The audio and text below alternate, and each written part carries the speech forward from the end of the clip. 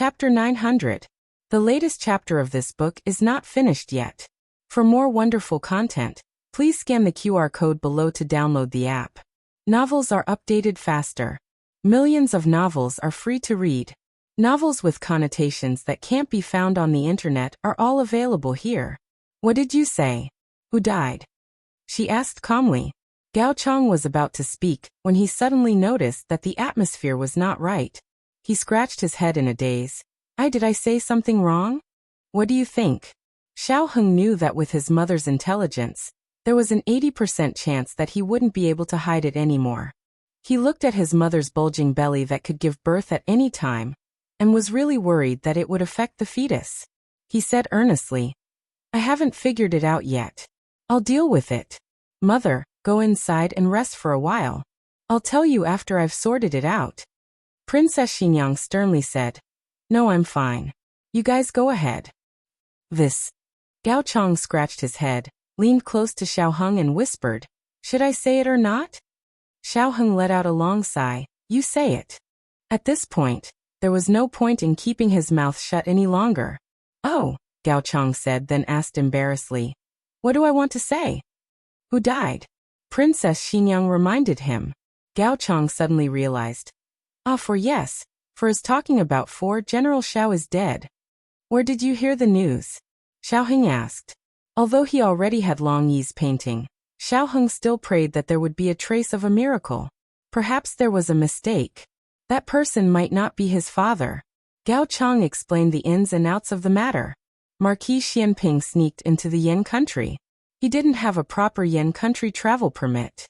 In order to avoid unnecessary disputes and misunderstandings, Marquis Xianping, Tang Yueshan, and the old Marquis used the identity of the Crown Princess's aide. Among them, Marquis Xianping was also appointed as a general by Shang Guanyan. His sudden disappearance naturally made some people suspicious. Shang Guanyan announced that he went to look for medicine for His Highness Ghost King in Ghost Mountain. The Ghost Army was an army formed by the people. They protected many local people from the Jin army. Everyone was very friendly to the leader of the Ghost Army. Hearing that he was looking for medicine for him, everyone was looking forward to General Zhao's early return.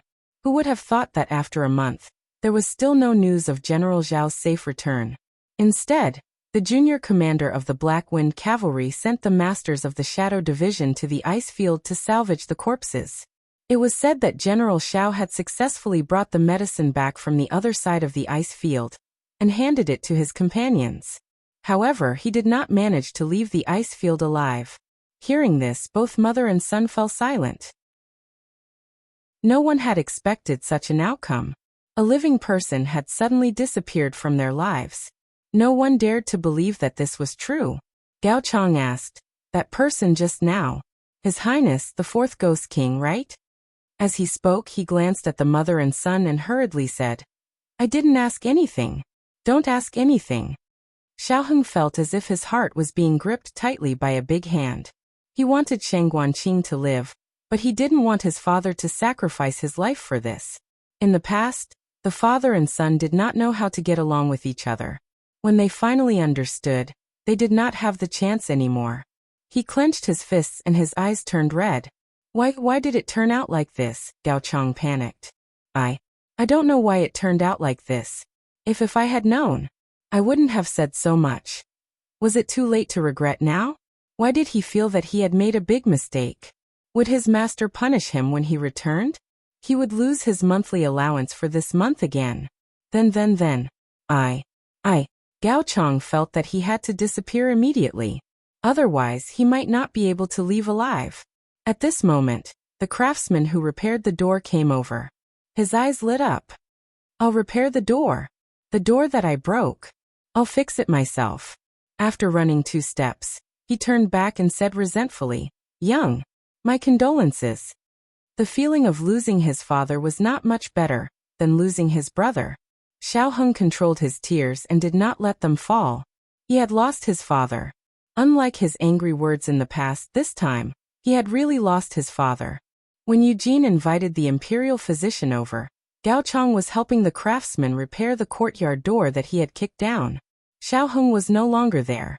Eugene sensitively sensed that the atmosphere in the residence was not right.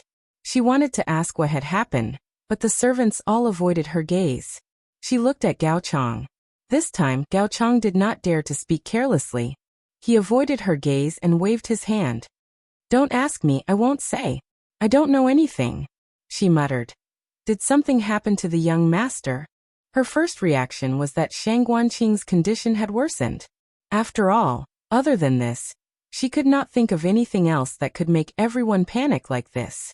She hurriedly led the imperial physician to Shang Guanqing's room.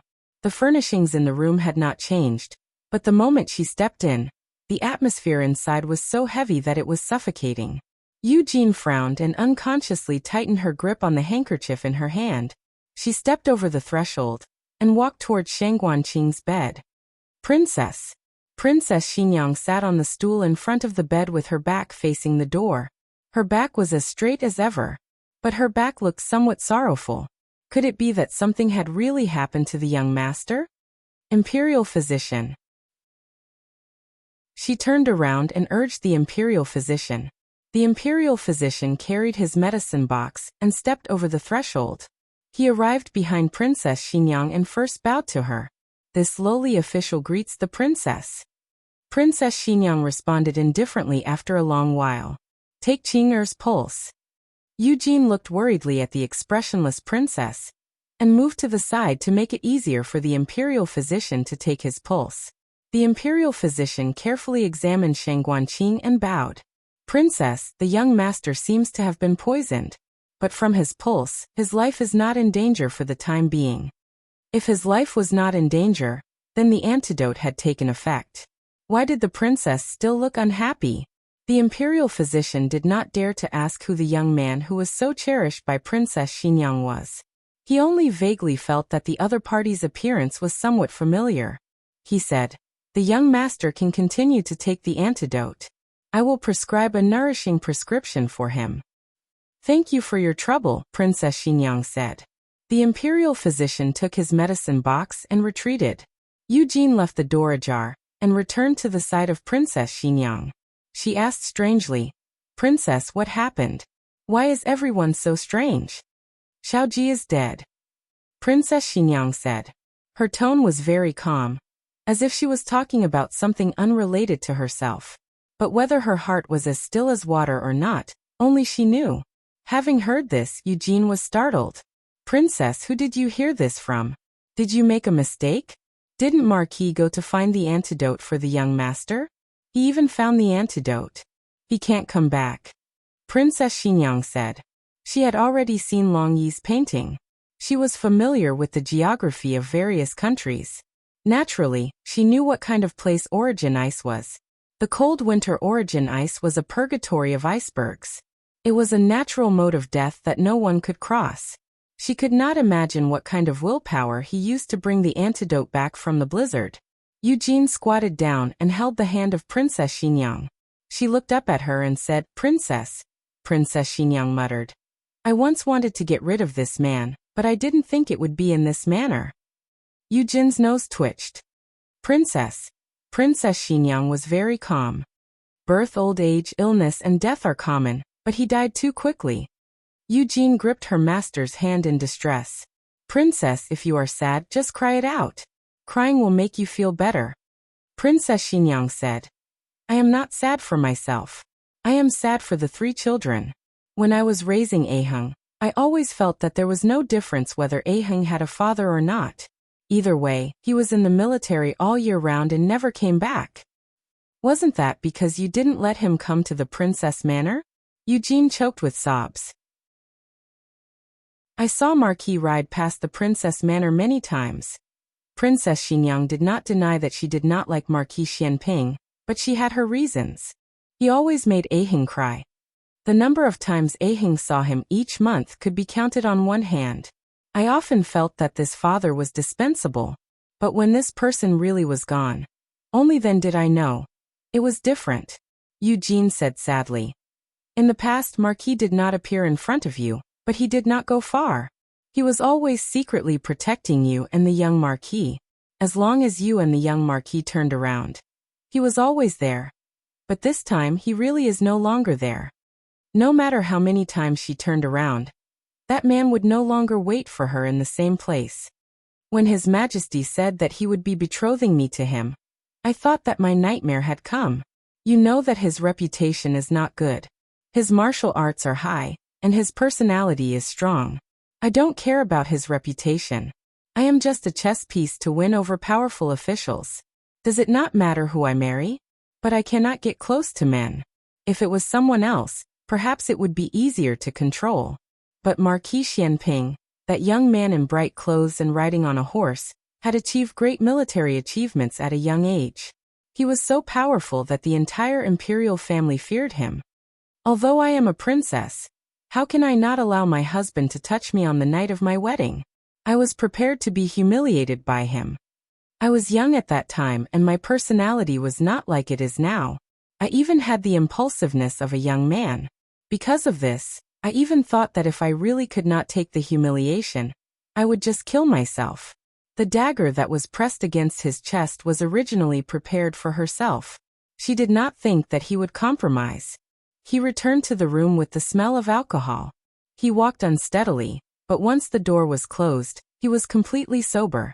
He softly said to her, "I'm not drunk, don't be afraid." She tightly gripped the dagger in her wide sleeve. He picked up the jade ruby on the table and lifted her veil. She clearly remembered his eyes at that time. They were filled with the purity and beauty of a young man. It did not seem to have anything to do with the rumored romantic and unruly. He was wearing a bright red wedding robe. His face was as delicate as jade, with the shyness and joy of a newlywed. He bent down and smiled at her. But what greeted him was a cold dagger that almost pierced his chest. "Don't touch me, otherwise I will kill you. The imperial order cannot be disobeyed. I have never thought of marrying you. We just need to maintain our status on the surface. There is no need to be husband and wife in reality. You can take in as many concubines as you want. I will not interfere. Of course, you should not interfere in my affairs. In the future, if you don't have my summons, you are not allowed to step into the princess's residence." She saw his clean and beautiful smile stiffen bit by bit, like a piece of finished jade that was completely shattered by her own hands. She felt the cold air on his body. She thought that he would take away her dagger, and then humiliate her. He did not. He only asked, "Qin Fengwan, are you serious?" After receiving an affirmative answer, he sneered and straightened up. He threw away the jade ruby in his hand, tore off the ribbon and red flowers on his body, and left the bridal room that was covered with the word happiness, without looking back. Their relationship as husband and wife had come to an end. She thought that this was also quite good. It was raining cats and dogs. Her carriage broke down halfway, and she was drenched. His army happened to pass by on the street. She turned around and did not look at him. She also did not want him to see her sorry state. But he still saw it. She thought that he would definitely ridicule her to get back at her from their wedding night. But he still did not. The young general got off the horse, took off his raincoat and handed it to her. She did not take it. She did not dare to touch anything that belonged to a man. He tilted his head and looked at her with a frown. He walked over and draped the raincoat over her body. That was the first time she was so close to a man since she grew up. Her face turned pale, and she even held her breath. "Go away. Don't touch me." She turned her face away and said coldly. She threw away the raincoat he draped over her. He was stunned for a moment, and a trace of astonishment flashed through his eyes. Soon he bent down and picked up the raincoat that was dirty in the mud. He got on the horse and left without saying a word. It was raining heavily, and Long Yi and the others were not here. The bodyguards repaired the carriage slowly, and she was almost frozen. Not long after, a brand new carriage came from the heavy rain and stopped in front of her. The coachman handed over an umbrella. "Madam, just now a young master asked us to pick you up." She always tried her best to avoid this man, but she always couldn't avoid bumping into him. Moreover, it was always in one of the few moments when she was in a sorry state. She took Xiaoheng to buy refreshments on the street. For year-old Xiaoheng got into trouble, so she acted like a spoiled child and asked Long Yi to take him away to take refuge. She took Eugene and walked on the crowded street. Because of the Triennial Lantern Festival, People from all over the country gathered in the capital city. She and Eugene were separated. She was pushed to the side and knocked over an old lady's stall. The old lady cried and shouted for her to compensate, but all the money was with Eugene. The old lady hugged her leg, and all the people around her cried. She stood there at a loss of what to do. She didn't know that her hair bun and clothing were already in a mess. Xiaolang, who is she? Upstairs, in soft fragrance pavilion, a gorgeously dressed woman was nestled up to him, calmly watching her make a fool of herself. My wife, he said. The woman was startled. She then covered her face with a fan and laughed. Is she that princess that you left in the cold in your residence? She doesn't seem to be much. She lowered her head and found that her clothing was a bit messy. She looked at the crowd rushing towards her. Seeing the malicious gazes of those men, she suddenly fell ill. Suddenly, a cloak tightly covered her. Someone pulled her hand and brought her out of the crowd. There were some things that one would not notice if one did not think about it carefully. Only after carefully thinking about it did one realize that they were not completely unrelated. She had seen his appearance when he practiced swordsmanship. She had seen his heroic appearance on horseback. He had also seen her most difficult situation that she could not tell others about. They met in the residence, on the street, and in the imperial palace. But they were strangers, ignoring each other. Princess Xianyang faintly said. After King Liang died, my illness seemed to have gotten better. Eugene was shocked with tears in her eyes. Princess, she held her stomach and stood up. Ahing is going to prepare for the funeral. You should also go prepare. Yes. Eugene wiped her tears and sadly retreated. The princess was too pitiful. She had become a widow at such a young age. What about the young duke? What about the young master? And what about the child that was about to be born? Eugene returned to the Marquis Manor to prepare for her Marquis funeral. The gate to the courtyard was repaired, and Gao Chang bid her farewell. She nodded and thanked him, telling him to take care of himself on the way. Snow began to fall from the sky once more. Large snowflakes silently fell. In this world, even grief was silent. The courtyard was extremely quiet. She walked in the snow, her shoes making squeaking sounds. Dong. Something slammed heavily against the courtyard door. She slightly furrowed her brow. The servants were all busy in the backyard. Nobody went to open the gate. She frowned and looked at the tightly shut gate. Hesitating for a moment, she still walked over. She pulled open the vermilion gate. The sound of wind suddenly came from the snowflakes. Goose feather-like snow flew towards her face. She subconsciously raised her hand to block it. When she looked towards the gate again, she did not see anything. Just as she was about to close the gate, she paused. She stepped over the threshold and looked towards West Street. There was still no one. Just then, a low laugh came from behind her. She turned around in a daze. In the midst of the snowstorm, a tall, travel-worn man was leaning lazily against the cold wall behind him with his arms crossed. His slender legs stepped on the snow in a cool manner. His body was covered in dried blood. His face was pale, and his breathing was weak. He tilted his head to look at her. His pale and handsome face was against the snow, and his bloodless lips pulled into an unruly smile. Qin Fengwan, you look really ugly when you cry. Digression. Sorry, it's even later. This chapter is very difficult to write. I'm a sweet writer. Clenching my fist. The latest chapter of this book is not finished yet. For more exciting content, please scan the QR code below to download the app. Novels are updated even faster. Millions of novels are free to read. Novels with connotations that can't be found online are all available here. https://www.zhhbqg.com/89642_896426/1051355959. HTML Genius memorized this website's address in 1 second. www.zhhbqg.com Bikago mobile reading website. zhhbqg.com. Chapter 901. The latest chapter of this book is not finished yet. For more exciting content, please scan the QR code below to download the app. Novels are updated even faster. Millions of novels are free to read. Novels with connotations that can't be found online are all available here. The light reflected off the snow illuminated the cold winter night. Behind him, there was a sudden warmth of reunion in the wind and snow. Princess Xinyang stared at him in a daze, momentarily forgetting to speak, until he chuckled again and said, "What? Are you so happy to see me that you can't speak?" Princess Xinyang restrained her surprise and frowned seriously, refuting his previous words. "I didn't cry." She had cried in the morning, but that was for Qing. She thought Qing was going to die. When she heard that he wouldn't come back, she didn't shed a single tear.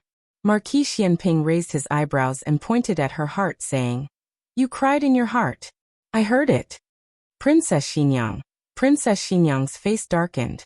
She was finally sure that the person in front of her was real. He wasn't a ghost that couldn't disperse, nor was he someone's substitute.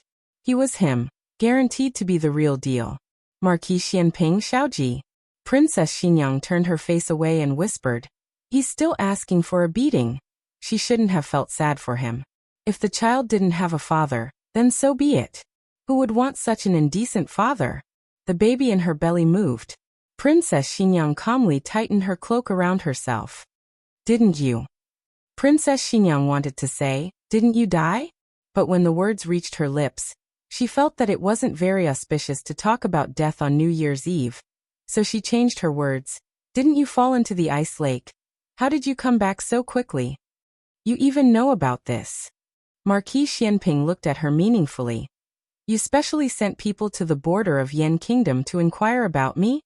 Princess Xinyang's fist suddenly felt itchy.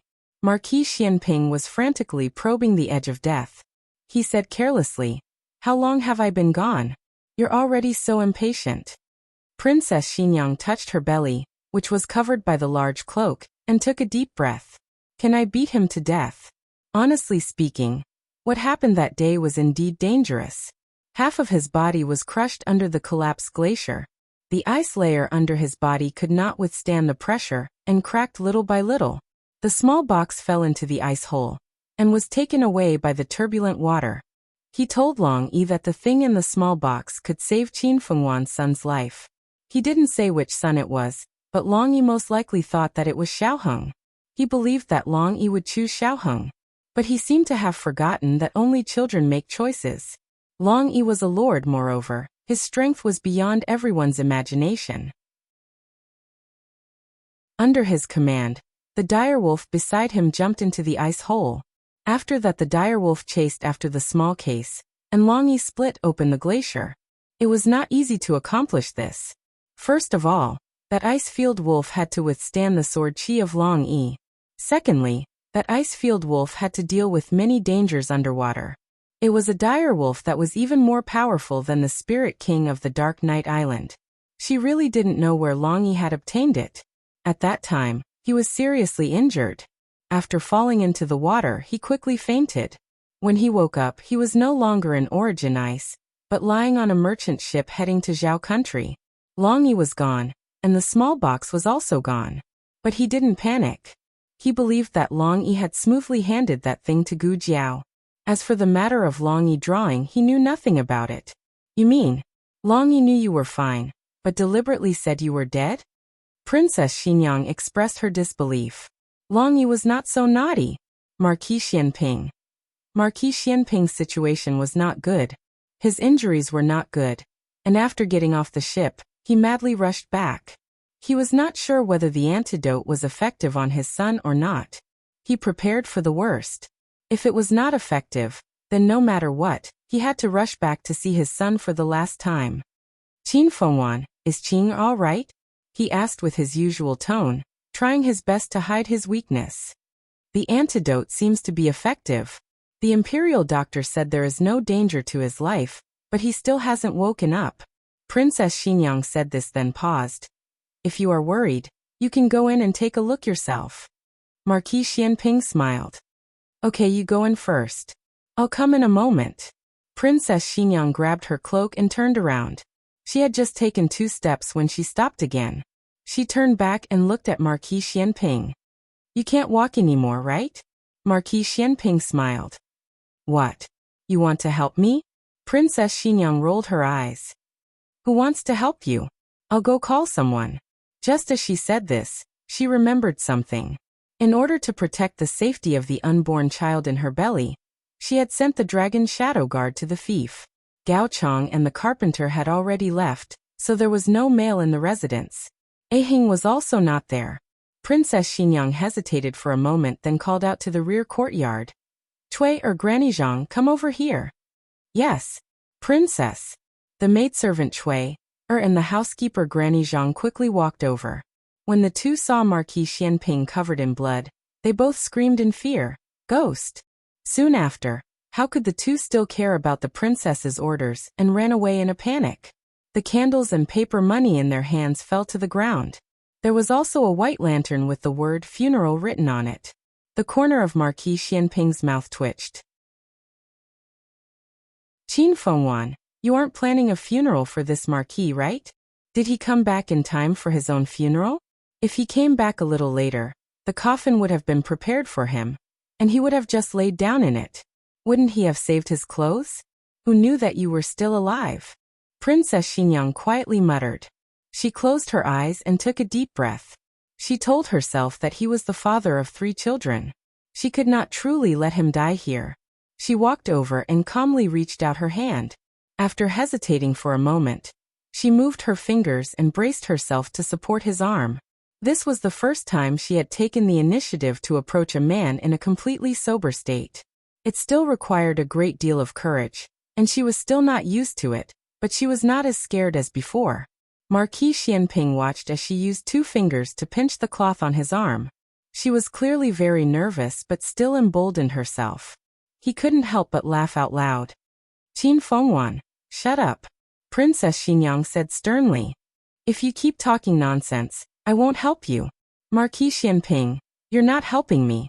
The 2 fingers only grabbed the material of his clothes, and didn't even touch the flesh of his arm. Princess Xinyang, who thought she had helped him, gave him a cold glare as if to say, I've already helped you. Why aren't you leaving? Men are so unreasonable. Thinking of her illness, Marquis Xianping also knew that it was not easy for her to take this step. Thus he stopped being unreasonable. He gritted his teeth and endured the pain. He straightened his stiff body and moved his almost numb feet, walking step by step toward the entrance of the courtyard. The moment he crossed the threshold, a gust of cold wind blew and blew Princess Xinyang's cloak away. Marquis Xianping subconsciously glanced at her from the corner of his eye. In the end he saw a bulging stomach. He was shocked, and his gaze landed on her stomach. Qin Fengwan. Princess Xinyang looked at her cloak and sucked in a breath of cold air. Marquis Xianping didn't leave. He narrowed his eyes and looked at her meaningfully. You're pregnant? What happened that time?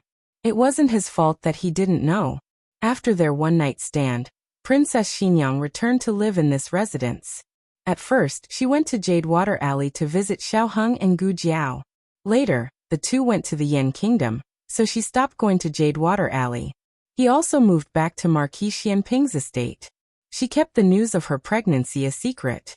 He came to see her once during the war, but she refused to see him. Yujin said that the princess was in a bad mood because of Gui Shui. Gui Shui. Princess Xinyang didn't want to admit it, and stubbornly turned her face away. She also didn't understand what kind of luck she had. She used him as an antidote twice and fell for it both times. Marquis Xianping glanced at her with a faint smile. That's true. It was the whole night. Princess Xinyang's face flushed red. How could he say such shameless words? She knew he would be so shameless, so she didn't want to tell him. You really put in a lot of effort to get pregnant with my child. If he dared to say that, she would throw him out. Fortunately, Marquis Xianping didn't draw too much blood this time. He looked at her deeply, a hint of danger flashing through his eyes. Qin Fengwan, if I didn't come back in time, were you going to give birth to this child behind my back? Princess Xinyang's eyes flickered, and she raised her chin seriously. I see that you're very strong right now. You don't need me to help you. After saying that, she pulled her hand back and ignored Marquis Xianping. She walked towards her own room, but she had just taken a step when a strong contraction came from her stomach. She bent down and held her stomach, crying out in pain. Marquis Xianping's expression changed. Qin Fengwan, what's wrong? Could it be that I stimulated the fetus? Princess Xinyang had given birth before, so she wasn't unfamiliar with this feeling. She raised her hand and tightly grabbed his arm. I think I'm going to give birth. Digression, Marquis Xianping. Oh. The latest chapter of this book isn't finished yet. For more exciting content, please scan the QR code below to download the app. Novels are updated even faster. Millions of novels are free to read. Novels with connotations that can't be found online are all available here.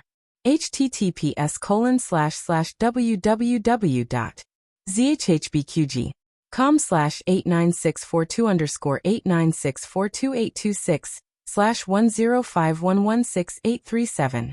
HTML Genius memorized this website's address in 1 second. www.zhbqg.com Bikugo mobile reading website. zhbqg.com.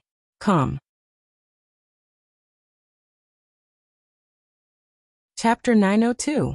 The newest chapter of this book is not finished yet. For more exciting content, please scan the QR code below to download the app. Novels are updated even faster. Millions of novels are free to read. Novels that can't be found online are all available here. It didn't happen earlier or later, but it just had to happen now. This child really knew how to make it in time. Princess Xianyang silently cursed in her heart. The immense pain drowned her, to the point that she didn't even have time to worry about her illness. Marquis Xianping did not ask for a beating at this critical juncture. He looked at her pained expression and forced himself to stay alert. He did not want to collapse at this crucial moment. When the previous children were born, he had been at the military camp. He only rushed back the next day after receiving the news. This was the first time he had encountered a woman in labor. Truthfully speaking, he had just returned and arrived at his own funeral. He had also arrived at Xianyang's pregnancy. Fortunately, she was about to give birth. Even crossing the icy plains was not as exciting. He muttered. What did you say? Princess Xianyang's mind was a mess from the pain. She did not clearly hear what he said. And nothing, he said. How did a woman give birth? Where's Eugene? He asked. Not here. She went to take care of your funeral. And Ahing? Not here either. She also went to take care of your funeral. Even some of the capable old grannies and maidservants had been sent out to purchase the items needed for the morning hall. Those that remained in the courtyard were all novices. Otherwise, they would not have run away in fear upon seeing Marquis Xianping's ghost. All right, I'm fine. Princess Xianyang let out a long sigh. Marquis Xianping was stunned once more. You're not giving birth? Princess Xianyang glared at him. What did he mean by not giving birth? It was just that the contractions had passed. The contractions came in waves. It was not like the pain was constant. I'm going back to my room. She let go of his arm and calmly said, I don't need you to support me. I can walk on my own. Oh. Marquis Xianping faintly withdrew his hand. Princess Xianyang looked at him and chuckled. You seem to be very disappointed. Marquis Xianping. When other people's wives give birth, they find someone to carry them in. At worst, they need to be supported in. My wife is giving birth, and I need to walk in on my own. Princess Xinyang snorted and walked towards the north wing of the rear wing. That was the delivery room that had been prepared beforehand. Just as she walked up the steps, she stopped moving. Marquis Xianping tilted his head and looked at her. Princess Xinyang gritted her teeth and clenched her fists. Come here. Marquis Xianping raised his eyebrows and asked, What is it now? Didn't you want to leave by yourself? You don't need my help, do you? You're still careless, huh? After he finished speaking, he sneered mockingly and walked out with his hands and feet. Just as he stepped over the threshold, he tripped and fell flat on his face. Princess Xinyang. In the end, Marquis Xianping managed to get the midwife and wet nurse. After Granny Zhang and Cui regained their senses, they returned dejectedly. Some of them boiled water, some of them boiled ginseng soup, and some of them delivered the baby. Marquis Xianping's physical strength was almost exhausted on the way here. and he used all his remaining strength to act cool in the snow. Princess Xinyang heard a heavy thud. It was the sound of him falling against the door, due to his lack of physical strength. But later, he forced himself up and leaned against the wall as if nothing had happened. He thought that after seeing Qin Fengwan and his son, he could fall down. But now a new little life was about to arrive. He stood in the cold snow, and goose feather-like snow silently fell on his shoulders. He heard Qin Fengwan's painful cries coming from the delivery room. She was a strong and proud woman. For her to cry like this, he didn't know how painful it must be. Princess Xinyang gave birth in the delivery room for an entire night. Marquis Xianping stood guard in the snow for an entire night. At 3 in the morning, a baby's cry came from the delivery room, cutting through the silent sky and startling the silent flying snow. Marquis Xianping, who was almost frozen to stone, walked up the stairs. When the baby was just born, the umbilical cord had to be cut, weighed, and swaddled before the baby could be carried out. Marquis Xianping didn't wait that long. He directly burst through the door and gave the midwife, who was weighing the baby, a big fright. "Io! Why did the Marquis come in?" The delivery room was a filthy place. It wasn't a place a man should enter. She moved very quickly. After weighing the baby, she wrapped him up and carried him out from behind the screen. She didn't know about Marquis Xianping's death, and only felt that Marquis Xianping's blood-soaked appearance was a little scary. But thinking that he was a general who had fought on the battlefield, she felt that it was nothing. "Is the princess well?" Marquis Xianping asked. The midwife was startled. She hadn't expected him to be concerned about an adult first. She smiled and said, "Don't worry, Marquis. The delivery process was very smooth. The princess is just a little tired. Everything else is fine." As she spoke, she smiled and handed the baby to Marquis Xianping. "Congratulations, Marquis.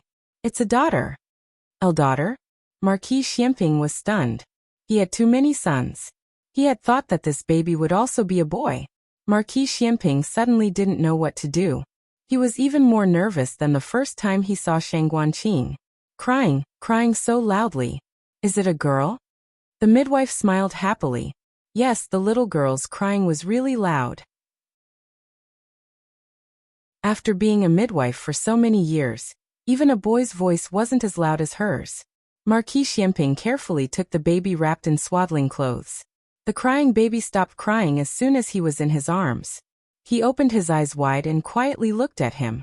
Newborns didn't know how to see things, but the midwife inexplicably felt that the baby was looking at her father very seriously. She had delivered so many babies, but this was really the most beautiful one. Marquis Xianping looked at the baby in his arms, and endless emotions suddenly surged from the bottom of his heart. After fighting on the battlefield for so many years, even if he didn't fight, he would always inadvertently be tainted with a trace of murderous aura. He used his finger to touch the baby's little fist, and the baby squeezed it. His iron-blooded determination instantly melted into softness. It actually felt different from holding his son. He carried the baby around the screen, and came to the bed. He looked at the sweaty and pale Princess Xinyang. Princess Xinyang also looked at him. She felt that she was too tired, so much so that she had an illusion. What she saw wasn't the unruly, murderous, and smiling tiger Marquis Xianping. Instead, it was the young Xiaoji who had lifted her veil with cleanliness and beauty on their wedding night. He held the baby in his arms, bent down, and whispered in her ear, "Qin Fengwan, it's been hard on you."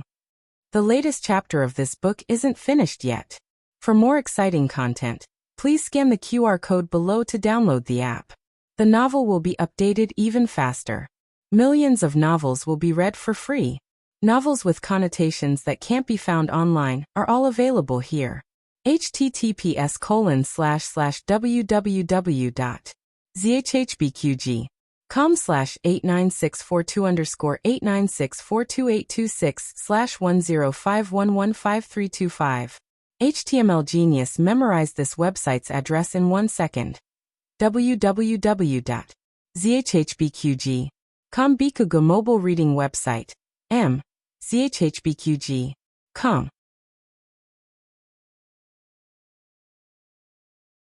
Chapter 903. The newest chapter of this book is not finished yet. For more exciting content, Please scan the QR code below to download the app. Novels are updated even faster. Millions of novels are free to read. Novels with connotations that cannot be found online are available here. At 3 in the morning, the sky was still dark. The capital of Zhao country was shrouded in the light of the snow. Xiaoheng spent the entire night preparing for his father's funeral. First, he went into the palace to inform his grandaunt, uncle, and auntie. He was pulled by his auntie and wept bitterly for a long time. After that, he went to Jade Water Alley to inform his father and Yao Shi of his father's death. Then there was the matter of setting up the mourning hall, where to set up the mourning hall, and how to quickly gather the items needed for the mourning hall. Although he could not salvage his father's body, he still needed a coffin. In the end, he went to a coffin shop and carefully selected a high-quality coffin. Great sorrow engulfed him. He was physically and mentally exhausted. Dragging his numb steps, he slowly returned home like a puppet that had lost its soul.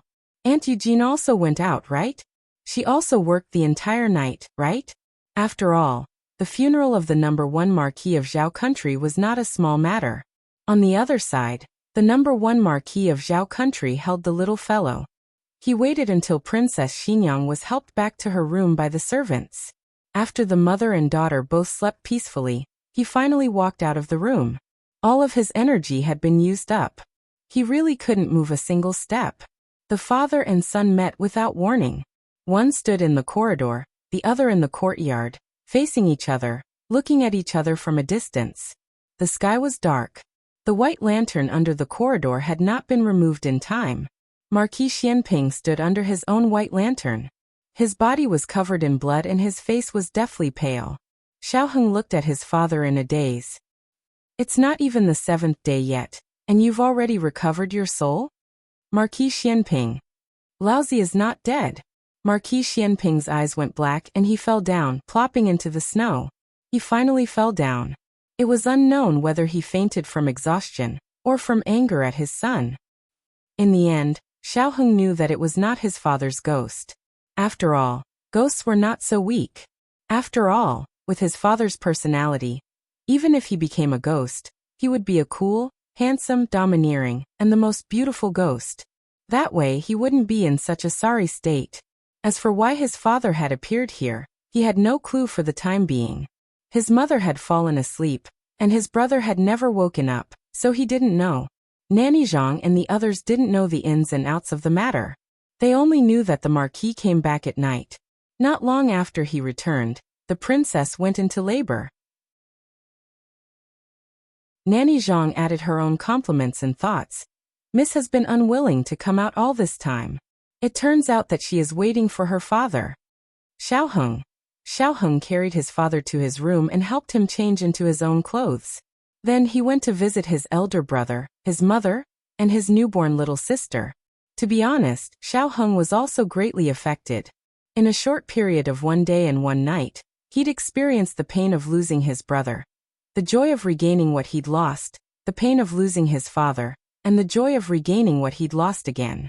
His mood rose and fell greatly, and it almost caused him to collapse. More importantly, his mother was in labor, just as he was about to attend his father's funeral. In other words, the moment he returned, he had a father and a younger sister. Is there such a huge difference? He looked at the baby girl sleeping soundly in the swaddling clothes and held his head with both hands, suddenly doubting life. In the 12th lunar month at the border, the war between the 5 kingdoms against the state of Jin intensified. Even the state of Liang was forced to join in, because if they did not help to attack the state of Jin, the 4 kingdoms of Yan, Zhao, and Chen would attack them together. After losing Chu Feipeng, Liang lost its most powerful arm and had no choice but to cooperate with the 4 countries. As the hegemon of the 6 nations, Jin's state had unshakable national strength and military strength. It was arrogant, domineering, and insufferably arrogant. Apart from roping in the state of Liang to be its pawn, it had also caused a lot of trouble to the other nations. To this day, it refused to acknowledge the status of the Turks and still referred to them as a small barbarian race. Little did it know that the Turks didn't care about status at all.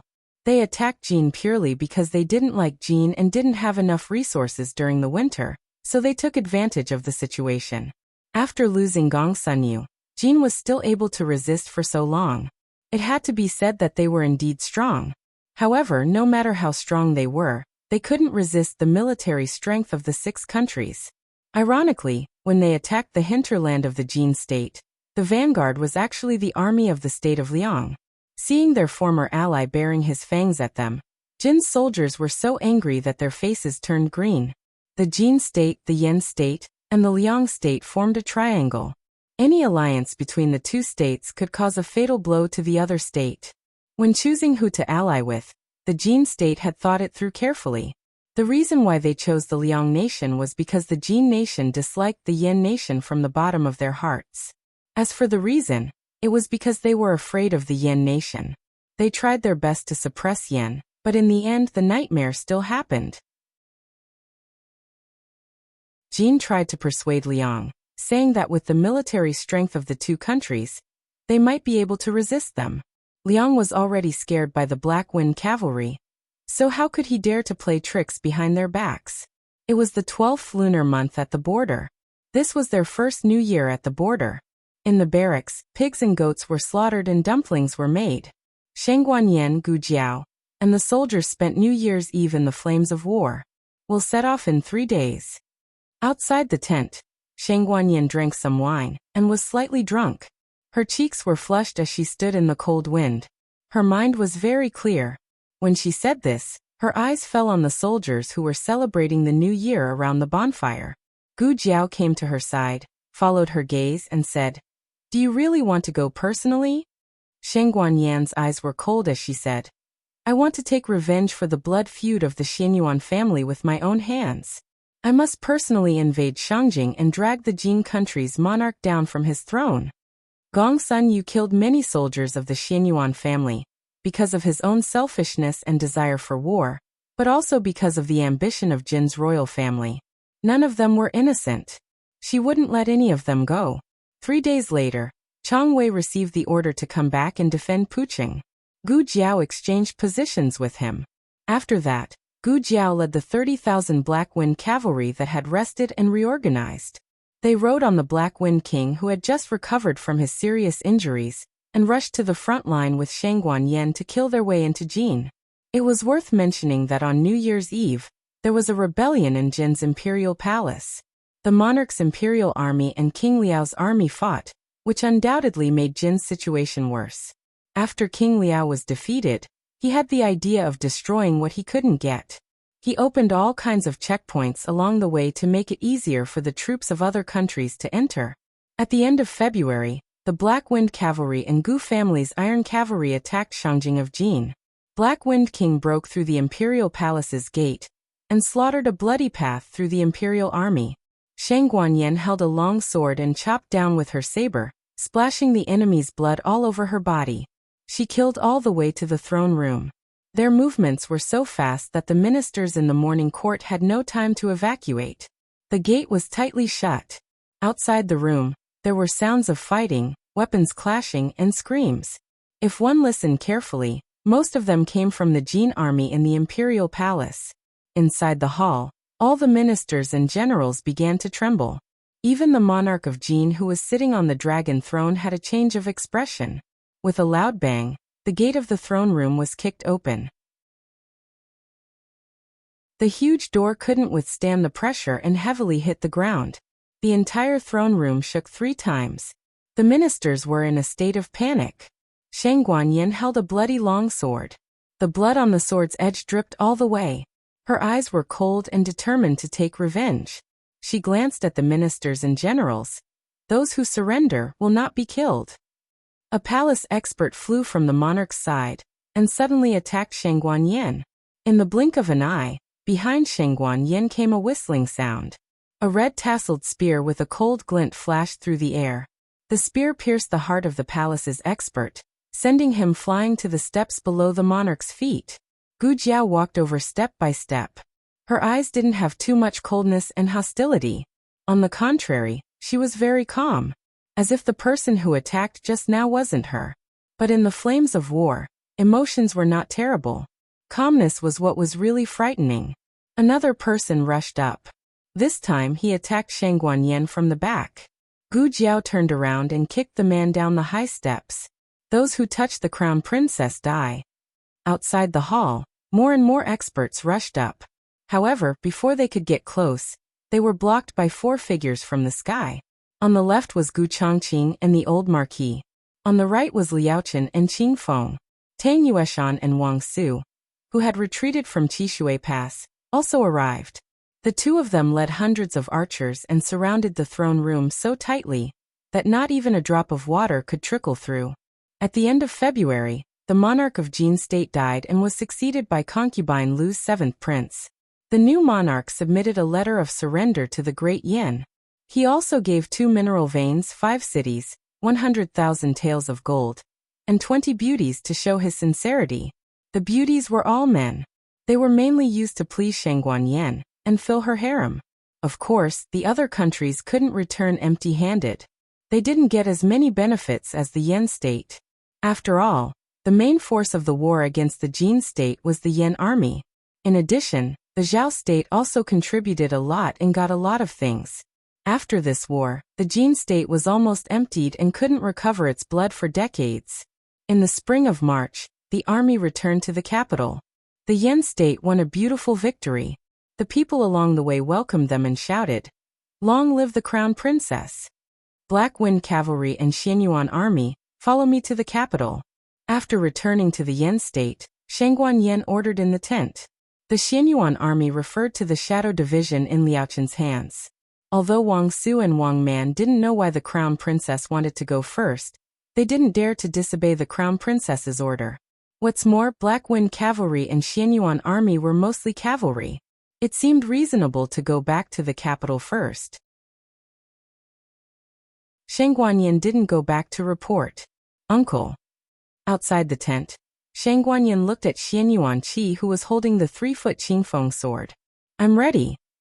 Xianyuan Qi looked at his little niece with relief. He touched her head as an uncle, and then knelt down on one knee as a subject. The 3-foot Qingfeng sword was heavily inserted into the ground. This humble subject swears to follow the crown princess. On a big tree outside the camp, Liao Chen's slender fingers grabbed the wine bag. He raised his head and took a sip lazily. He smiled and said, "You don't have to go. Go back to Xingdu with General Wang." Under the big tree, Daoist Qingfeng looked at him seriously. "You want to leave me?" The latest chapter of this book is not finished yet. For more exciting content, please scan the QR code below to download the app. Novels are updated faster. Millions of novels are free to read. Novels with connotations that can't be found on the internet are all available here. https://www.zhhbqg.com/89642_8964226/10509544. HTML Genius memorized this site's address.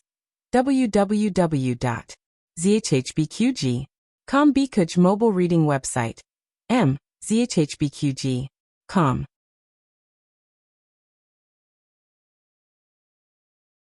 Chapter 904. The latest chapter of this book is not finished yet. For more exciting content, please scan the QR code below to download the app. Novels are updated faster. Millions of novels are free to read. Novels with content that can't be found on the internet are available here. Liao Chen looked at him playfully. "What do you mean this poor monk will leave you behind? You and I are not the same kind of people. Could it be that after being with this poor monk for so many days, you gradually have feelings for this poor monk?" Daoist Qingfeng glanced at him faintly. "I'm afraid that if you run away, I won't know where to find you if I want to kill you in the future." Liao Chen hooked up her bright red lips, and her charming peach blossom eyes slightly narrowed. She landed under the tree and said with a smile, "I'll wait for you in Chengdu. It's a deal." In April, the Black Wind Cavalry and the Dark Shadow Army surrounded the Great Yan Imperial Palace. In the monarch's bedroom, the fake monarch, Gu Qingfeng, completed the task with glory. The real monarch was lying on the bright yellow dragon bed. His stroke was much better, and he could get out of bed. When he heard that the Crown Princess and Xianyuan army had returned victorious, he was very happy and planned to go out of the palace to welcome them personally. Unexpectedly, the Crown Princess and Xianyuan Qi came to his bedroom early. Although the battle report from the front line had mentioned that Xian Yuanqi came back alive, the monarch still couldn't believe it when he saw it with his own eyes. Xian Yuanqi didn't greet him as a monarch, nor did he exchange greetings with him. He just stood beside Sheng Guanyan with a cold face. It's solved, Xian Yuanqi said to Sheng Guanyan. The monarch frowned. Solved what? He shouldn't have. Come, he yelled. No expert came over. The monarch finally understood what Xian Yuanqi had solved. He frowned and looked at Sheng Guanyan. What are you going to do? Sheng Guanyan clapped her hands, and a little eunuch came forward with a tray. On the tray were a writing brush, an inkstone, and a blank imperial edict. The monarch had an ominous premonition in his heart. Sheng Guanyan, are you going to usurp the throne? Sheng Guanyan's father-daughter relationship had been exhausted during the years in the imperial mausoleum. She looked at the father she used to admire, and there was no longer a trace of emotion in her heart. Imperial father, what are you talking about? I am the crown princess that you personally conferred. After you die, the throne will be mine. How can I usurp the throne? Father, you are already old, and you haven't recovered from your stroke, so you feel that you are powerless to govern the court. For the sake of Great Yan's rivers and mountains, you have decided to make me the emperor, and you will be an idle retired emperor in this palace. The king trembled with anger. How dare you? I am your father. Aren't you afraid of being punished by the heavens for threatening me like this? Sheng Guanyan's face sank. Imperial mother died, the Xianyuan clan was exterminated. I was publicly whipped in the throne room, and my martial arts were crippled. Even my 2 sons experienced life and death situations several times. I have already suffered the wrath of the heavens. What am I afraid of? This was the first time that Sheng Guanyan was so angry in front of the monarch. More than 10 years ago, when the Xianyuan clan was annihilated, she was still young and inexperienced. Now the monarch really realized that his daughter had grown up. She had become so unfamiliar, not at all like the person in his memory. I loved you so much in vain. I really loved you. Among so many imperial heirs, he loved her the most. Sheng Guanyan's mood calmed down little by little. She no longer quarreled with him, but very coldly said, the person you love the most is yourself. Rest assured and be the retired emperor. The rivers and mountains of Great Yan have nothing to do with you. The monarch coldly said, what if I don't make a decree? Sheng Guanyan sneered. If you die, I will inherit the throne, and it will be a matter of course. The monarch suddenly froze. From the beginning, you have planned all this, haven't you? You said that you are willing to restore the identity of the crown princess, and as the crown princess, you will go to war on behalf of me, just for this day, right? Yes. Sheng Guanyan admitted without hesitation. The monarch clenched his fists. I didn't say that I won't give you the throne. Why are you so anxious? Sheng Guanyan excitedly said. Do I have to hold everyone's life and death in your hands? Who was the one who established me and crippled me? As long as you are on the throne, the Xianyuan family will not be able to be rehabilitated. My son will not be able to openly walk in front of others. Qing'er is like this, Ahing is also like this. The monarch opened his mouth. Sheng Guanyan sarcastically said. Have you thought about repenting? I don't believe it. Yener, come to Father Emperor. Father Emperor. The 3-year-old crown princess hopped and jumped over to him. Did you go climb a tree again? Why are you so dirty? There was a small bird. It fell from its nest, so I wanted to put it back up. Yener really is a kind-hearted child. I am. The crown princess nodded seriously. Father Emperor, you are injured. Does your finger hurt a lot? Yener will blow on it for you. Huff huff huff. The little girl who was reluctant to hurt a small bird. The little girl who would be nervous for a long time when his finger was injured, at some unknown time, had a vicious heart that wanted to kill the monarch and kill her father. The monarch stared blankly at the departing Sheng Guanyan, not daring to believe that this was his daughter. Sheng Guanyan stopped in front of the threshold and slightly turned her head. Looking at the shiny floor, she calmly said, it was you who lost me. After Gu Jiao returned to Chengdu, She hid her achievements and reputation, and gave the job of receiving the support of the people to Luqian. She herself returned to the Duke's manor. Seeing her, Manager Zheng was moved to tears. "Young master, young man. You finally came back." Gu Jiao dismounted and handed him the red-tasseled spear. Manager Zheng was immediately pressed to the ground. "Young master, the spear is a bit heavy. Where is my adoptive father?" Gu Jiao asked. Manager Zheng waved his hand to the servants, and 2 servants came forward. Working together, they carried the red-tasseled spear away. Only then did he stand up and say to Gu Jiao, "The Duke went to the Imperial Tutor's Hall." After successfully sending his great-aunt and others into the Zhao country, and Guogong returned home with Wang Su. He stayed in Chengdu, while Wang Su went to the border. "Oh." Gu Jiao nodded. "Just in time. I'm also going to the Imperial Tutor's Hall." In the purple bamboo forest, and Guogong was sitting in a wheelchair, playing chess with the Imperial Tutor. Yuhi was helping to sweep the fallen petals in the yard. When he saw Gu Jiao, his eyes lit up. "Lulang, you're back." "Yuhi." Gu Jiao greeted him. Yuhi looked behind her. "Huh? Why don't I see my eldest brother? Didn't he also go to the border? Didn't he come back with you?" Gu Jiao had received a letter from the Zhao country. The letter talked about the recent situation in Baishui Alley and Juke Street, and also about Marquis Xianping's experience on the island. She hesitated for a moment, and didn't tell Yuhi about Yi Qing's poisoning. She only said, "Your eldest brother is a guest on the Dark Night Island." "That's right, it's so strange. The Dark Night Island is frozen until February at most. It's already April. Why hasn't Yi Qing come back yet? Could it be that he's too handsome, and was left on the island to be the husband of the fortress? The Dark Night Island of the Dark Night sect? My brother went there." Yuhi was shocked. Gu Jiao smiled, patted him on the shoulder, and went to the corridor. She opened the curtain and entered the room. The 2 people in the room had already heard her voice, and were waiting for her to come.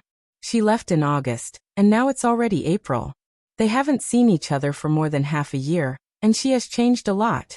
She's a little taller, and her facial features have grown a lot. She fought all day, was exposed to the sun and rain, and was tempered by the wind and sand. Her originally white skin turned into a light wheat color, which made her more heroic. At the border, many girls secretly admired the commander of the Black Wind Cavalry. "Father, Imperial Tutor." She happily greeted the 2 of them, and Guogong looked at her and couldn't move his eyes away. Even if she came back safely, but thinking of what she went through at the border, he couldn't help but feel distressed. "Come here, let me take a look." And Guogong waved at Gu Jiao. "Huh." Gu Jiao was slightly surprised, and Guogong smiled. "I'm recovering very well. I can talk, and I can also lift my arms."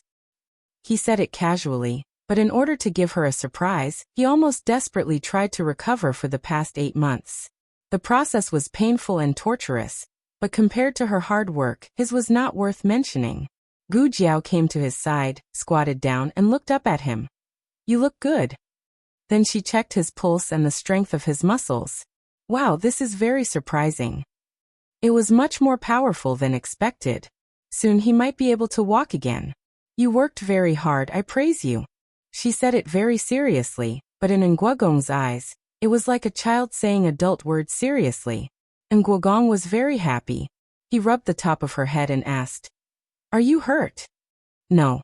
Gu Jiao shook her head decisively, and Guogong said helplessly, "You are just like your mother, always reporting the good news and not the bad." "Ha, her mother?" And Guogong smiled. "Ah, I mean your foster mother." "Oh." She almost thought that he knew that she used to be Jing Yinin. The state preceptor cleared his throat to emphasize his presence. Gu Jiao looked at the Imperial Tutor carefully. "Huh? Imperial Tutor, have you been overworked recently? You look." He had aged quite a bit.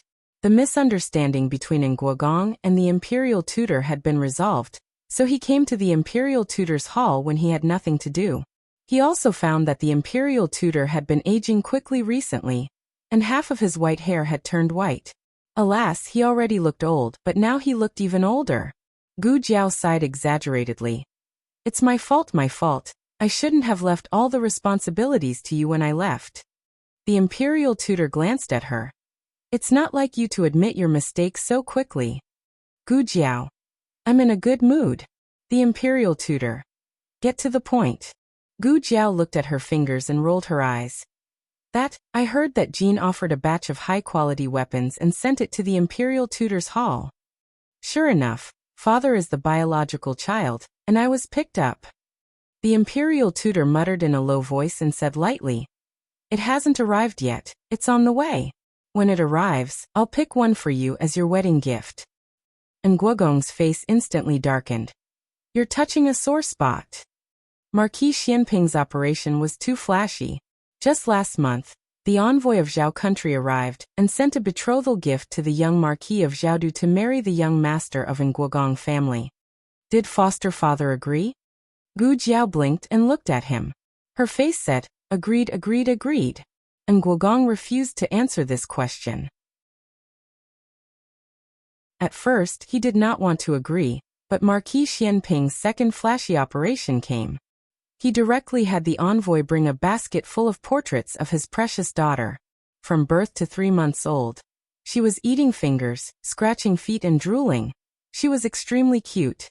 The envoy smiled and said, The Marquis had this lowly official bring a message to you. If the 2 young masters get married, they can also give birth to a chubby girl for you. He seriously suspected that Marquis Xianping sending someone to send a betrothal gift was fake, and that showing off his daughter was real. How hateful. He had been lusted after by that person who had appeared on the beauty rankings of the 6 countries. Thus he decided to have Jiao Jiao and Ahing get married as soon as possible. He wanted to hold his obedient granddaughter. Digression. A 3-month-old baby could not scratch feet, but a portrait was something that everyone understood. For the sake of showing off a baby, the little chick monkey was going all out. P.S. We'll return to Zhao country tomorrow. The newest chapter of this book is not finished yet. For more exciting content, please scan the QR code below to download the app. The novel will be updated even faster. Millions of novels will be read for free. The novels that cannot be found online will all be available here. https://www.zhhbqg.com/89642_8964286/1050954117. HTML Genius memorized this website's address in 1 second. www.zhhbqg.com Biku Pavilion's mobile reading website. zhhbqg.com.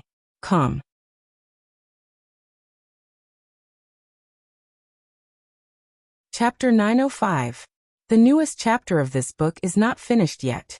For more exciting content, please scan the QR code below to download the app. Novels are updated even faster. Millions of novels are free to read. Novels with content that can't be found online are all available here. Zhao country experienced a cold winter that was hard to come by in 10 years. Many regions suffered from snow disasters. Fortunately, the imperial court responded promptly. While transferring disaster relief funds from the national treasury, they also contacted the surrounding regions to send supplies to the cities that suffered severe disasters. As the imperial envoy for disaster relief, Grand Secretary Yuan brought along several cabinet members to accompany him. Xiao Heng was also among them. Because he went to disaster relief, he didn't know that his father had sent an envoy to Yan country to propose marriage, especially to the young master of the duke's household. He also didn't know that his father was showing off to Yan country. He did receive quite a few letters from the Marquis's household. This one is mine. This one is for you, Grand Secretary Yuan. In the study of the County Yamen, Xiao Heng handed the letter in his hand to Grand Secretary Yuan. My father's letter. Grand Secretary Yuan already knew that he was actually Zhao Du's young Marquis. When Grand Secretary Yuan heard that it was from Marquis Xianping, he thought that something important had happened in the imperial court. He quickly took the letter and opened it with a serious expression. In the end, he saw a line of flamboyant words. My daughter-in-law's older brother's future father-in-law. This Marquis's daughter is 1 month old. Grand Secretary Yuan is very knowledgeable. Please give her a nice name. Attached is a portrait of this Marquis's daughter. Grand Secretary Yuan. Xiaoheng didn't mean to peek. It was just that his father's handwriting was bigger than a wicker basket. It was hard not to see it.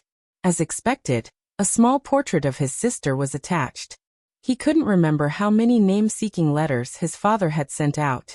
His great-uncle had also received one.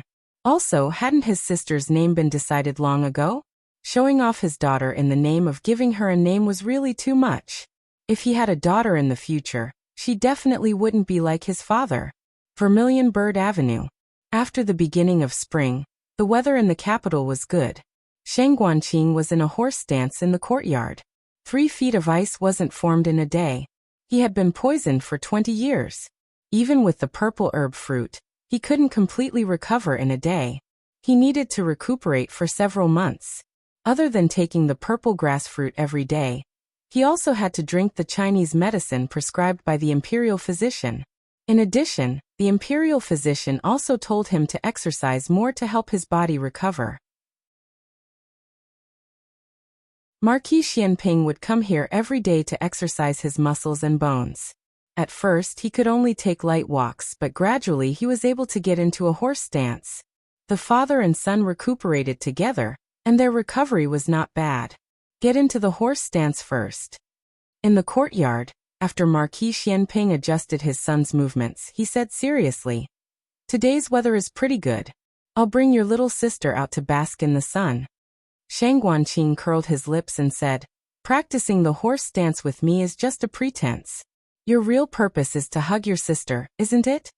His younger sister was 3 months old. Her name was Xiao Yi.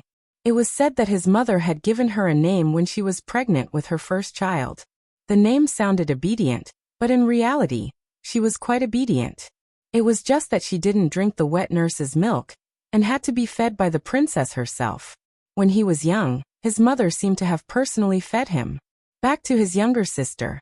In addition to tormenting her mother, her younger sister's other problem was that she cried too loudly, the kind that shocked the heavens and made ghosts and gods weep. It was nothing during the day, but at night, it was so noisy that the whole street couldn't sleep. No one could pacify her, except for his father.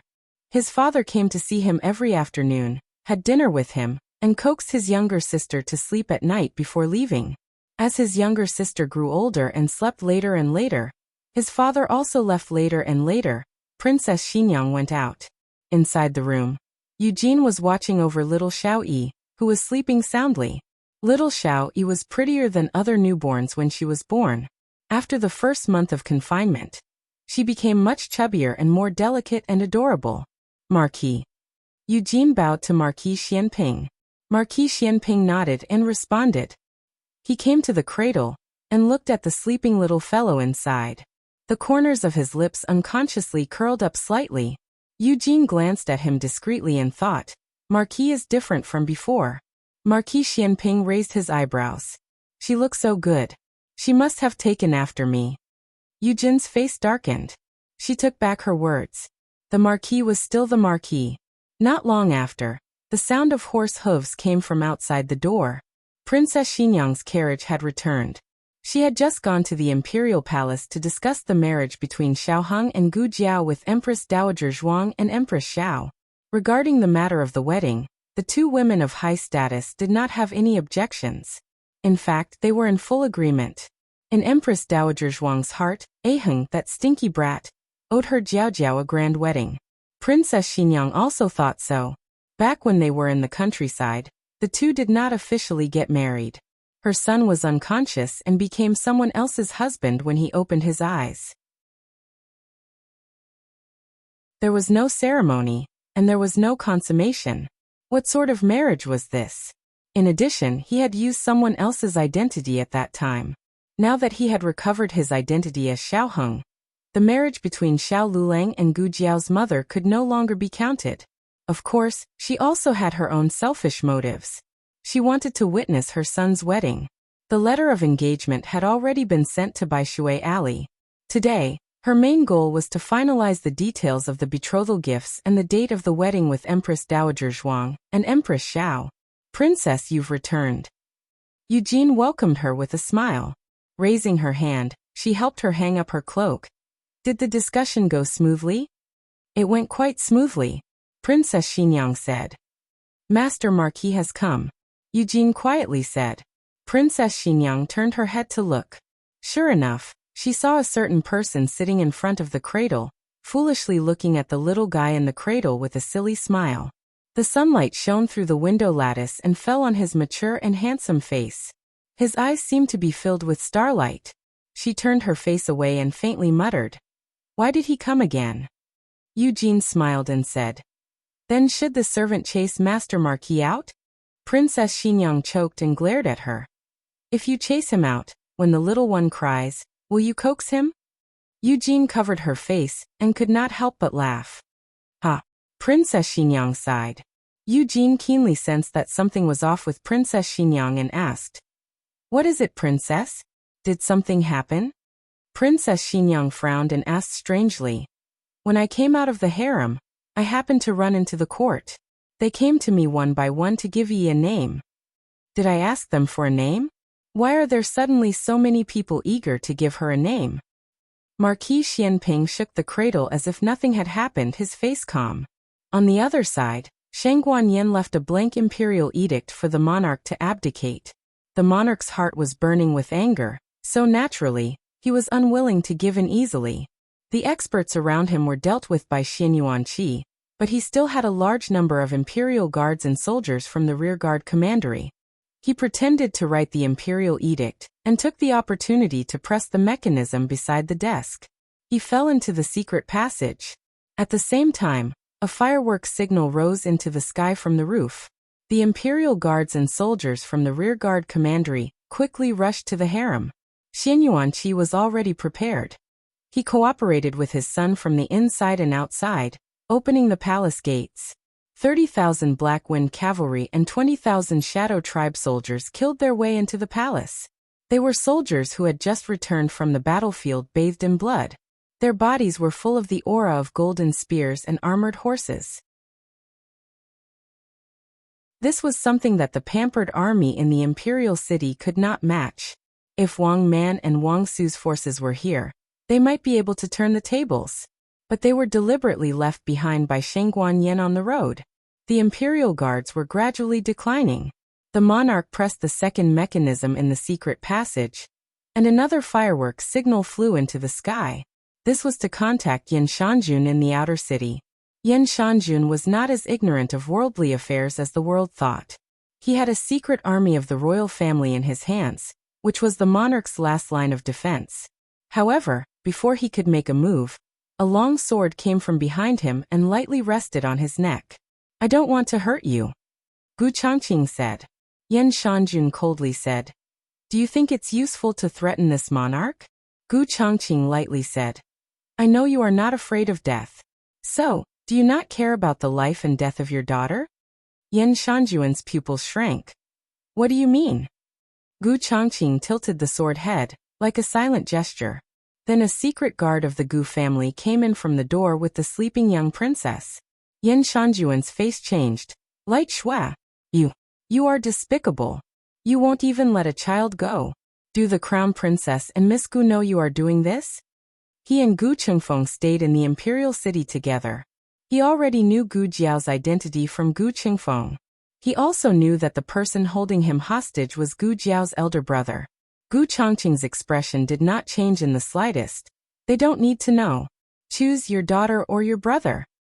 Yin Shanjun gritted his teeth. "You," Gu Changqing coldly said, "don't think that I will be soft-hearted. You and I are the same. In this world, we all have people we want to protect, and we will do anything for them. Even if we go to hell after death, we will not hesitate."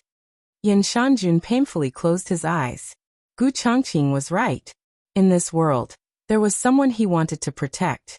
For her, he could do anything, even if it meant betraying his most trusted brother. Yin Shanjun handed over the commander's seal. After leaving Yin Shanjuan's residence, the secret guard of the Gu family tore off the human skin mask on his face and said with a smile, "Big brother, you acted too well just now. Even I almost believed you. I was afraid that if Yin Shanjun didn't agree, you would really kill the young princess." Gu Changqing sternly said, "I wasn't acting." Gu Chengfeng was stunned. Gu Chongqing glanced at him and laughed. Idiot. The latest chapter of this book is not finished. For more exciting content, please scan the QR code below to download the app. Novels are updated at a faster rate. Millions of novels are free to read. Novels with connotations that can't be found on the internet are all available here.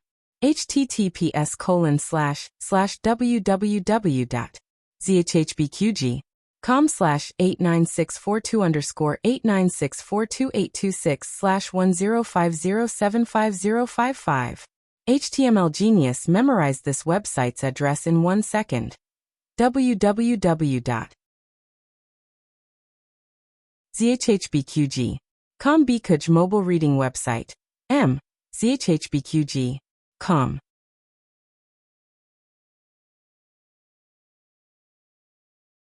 Chapter 906. The latest chapter of this book is not finished yet. For more exciting content, please scan the QR code below to download the app. Novels are updated faster. Millions of novels are free to read. Novels that can't be found on the internet are all available here. Gu Chongqing won't kill the little princess, because Yan Shanjun won't refuse. Yan Shanjun didn't want to send troops, but he couldn't get over the psychological hurdle. He used the little princess to threaten him, giving him a way to deceive himself and others. 16 years ago, the palace coup started by the Xianyuan army was repeated this time.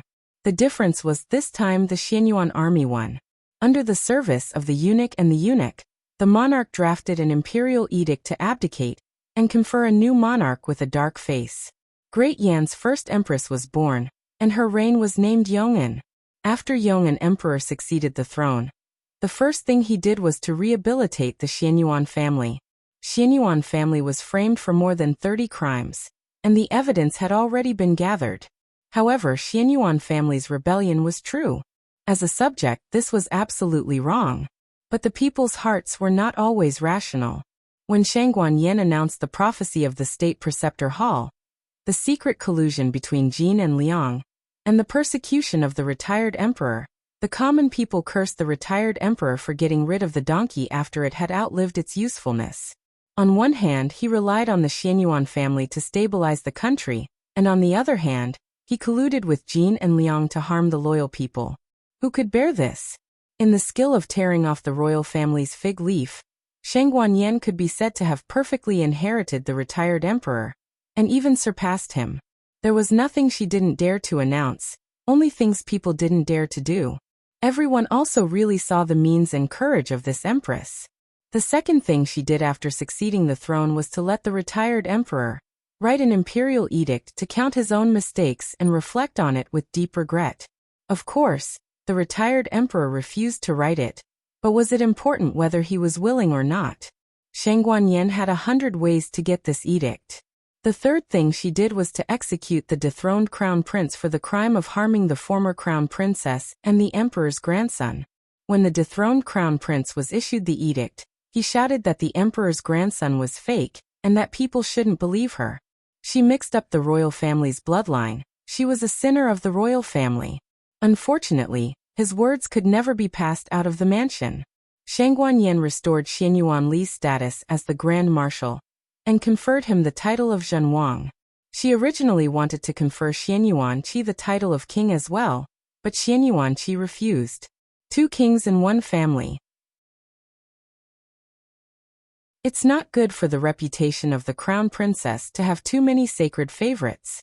The Xianyuan family has conquered half of the Yin kingdom. What's wrong with one family having 2 kings? I still want to make Zheng, or a marquis. Absolutely not. Xianyuan Qi sternly refused. But, listen to uncle. Xianyuan Qi said sternly. Shangguan Yin felt wronged. Oh. But Shangguan Yin still wants to compensate her second uncle and Zheng. They have been shadows for many years. The hardships they have put in are far beyond the imagination of ordinary people. Especially those years when her uncle was in Ghost Mountain. Every time she thinks about it, her heart will ache. She conferred Xianyuan Qi the title of Marquis of Ding, and Xianyuan Zheng the title of Marquis of Ding. Xianyuan Qi inherited Xianyuan Li's position as Grand Marshal, while Xianyuan Zheng became the new Grand General of the Xianyuan family. At the same time, He was also the third Lord of Shadows. Xianyuan Cheng, who had passed away, was also restored to the position of Huwei General. While staying in Chengdu for a few months, and Guogong was not idle. He asked the state preceptor to find a place with good feng shui, and moved the bodies of the Xianyuan family's men and women to the new cemetery. He took Gu Jiao there. Gu Jiao personally engraved everyone's name on the stone tablet. The moon was bright and the stars were few. The quiet street was deserted. 2 carriages drove into the deserted long street. Gu Jiao rode the Black Wind King, and Xianyuan Qi and Liao Chen, who were also riding horses, followed on both sides. The group came to the mansion that had long been decayed. Sheng Guanyan and Guogong got off the carriage one by one. Gu Jiao and Xianyuan Qi also dismounted. Gu Jiao came behind Guogong and pushed his wheelchair. Sheng Guanyan sternly said, "Come, tear off the seal on the door and cut off the chain." "Yes, Your Majesty." The accompanying expert stepped forward and followed the order to remove the seal and iron chain. The door that had been sealed for many years was finally opened. The heavy sound echoed in everyone's heart. It was obviously just a moment, but it felt like a century had passed. The mansion was still the same as before, but the people had changed. No one could see the people who used to live in it. The barren weeds were simply cleaned up by Liao Chen, but it was still difficult to hide the desolation. Xianyuan Qi walked up the steps with heavy steps and looked at the quiet and dilapidated courtyard. His eyes suddenly turned red. "Big brother, I'm back." Liao Chen had already quietly come to the mansion. He had already felt sad. However, at this moment, when he returned with his father, he found that the sadness was nothing at all. At this moment, he truly experienced the sorrow of having his family destroyed. It was the sorrow from his father. Sheng Guanyan's eyes flashed with tears. She sniffed and said to Gu Jiao and Guogong, "Let's go in." The servants laid wooden planks on the steps, and Gu Jiao pushed the wheelchair up. The Black Wind King also followed in. The last time he played in this courtyard, he was just a carefree foal. Now he had grown old. Sheng Guanyan introduced to Gu Jiao. "This is the martial arts field. In the past, my 2 uncles often competed here. My cousins also practiced martial arts here. Over there is first uncle's courtyard, and to the east is second uncle's courtyard. Behind the pavilion is first cousin's courtyard, and to the north is second cousin's, third cousin's, fourth cousin's, and fifth cousin's courtyard." She introduced in detail.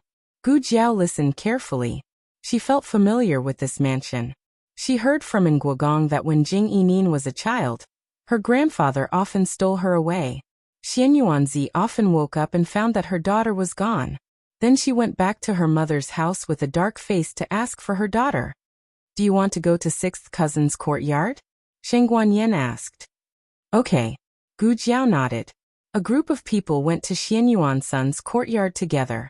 Looking at the courtyard full of weeds, Sheng Guanyan smiled bitterly. Sixth cousin always said that he was the most useless, but he didn't know that he was the only one who escaped from the clutches of so many people. He left the last trace of first uncle's bloodline. He did a great thing.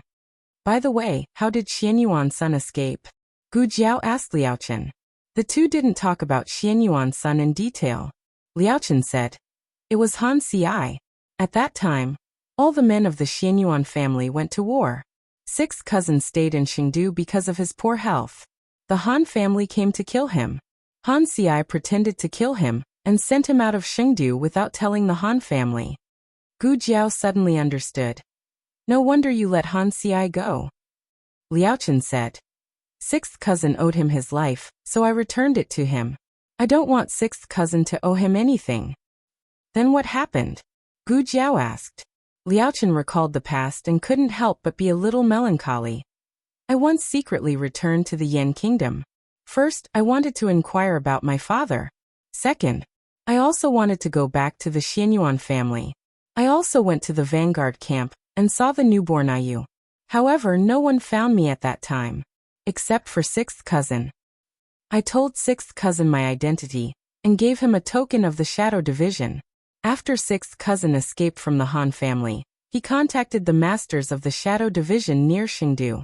They escorted him all the way to the Zhao country. He lived near my temple. A few years later, He met a woman and married her. Unfortunately, his body was too weak and he carried the blood feud of the Xianyuan family. His condition deteriorated. Not long after Jing Kong was born, he died. Not long after, I found the infant Jing Kong at the gate of the temple. I knew it was sixth cousin's child. I had a bad feeling and hurried to find sixth cousin, but she was gone. I looked for her for a long time but couldn't find her. Later, I found her shoes by the river bank. I think she must have jumped into the lake to commit suicide. Hearing this, everyone fell silent. They felt sad for Xianyuan's son and his wife. And the poor child.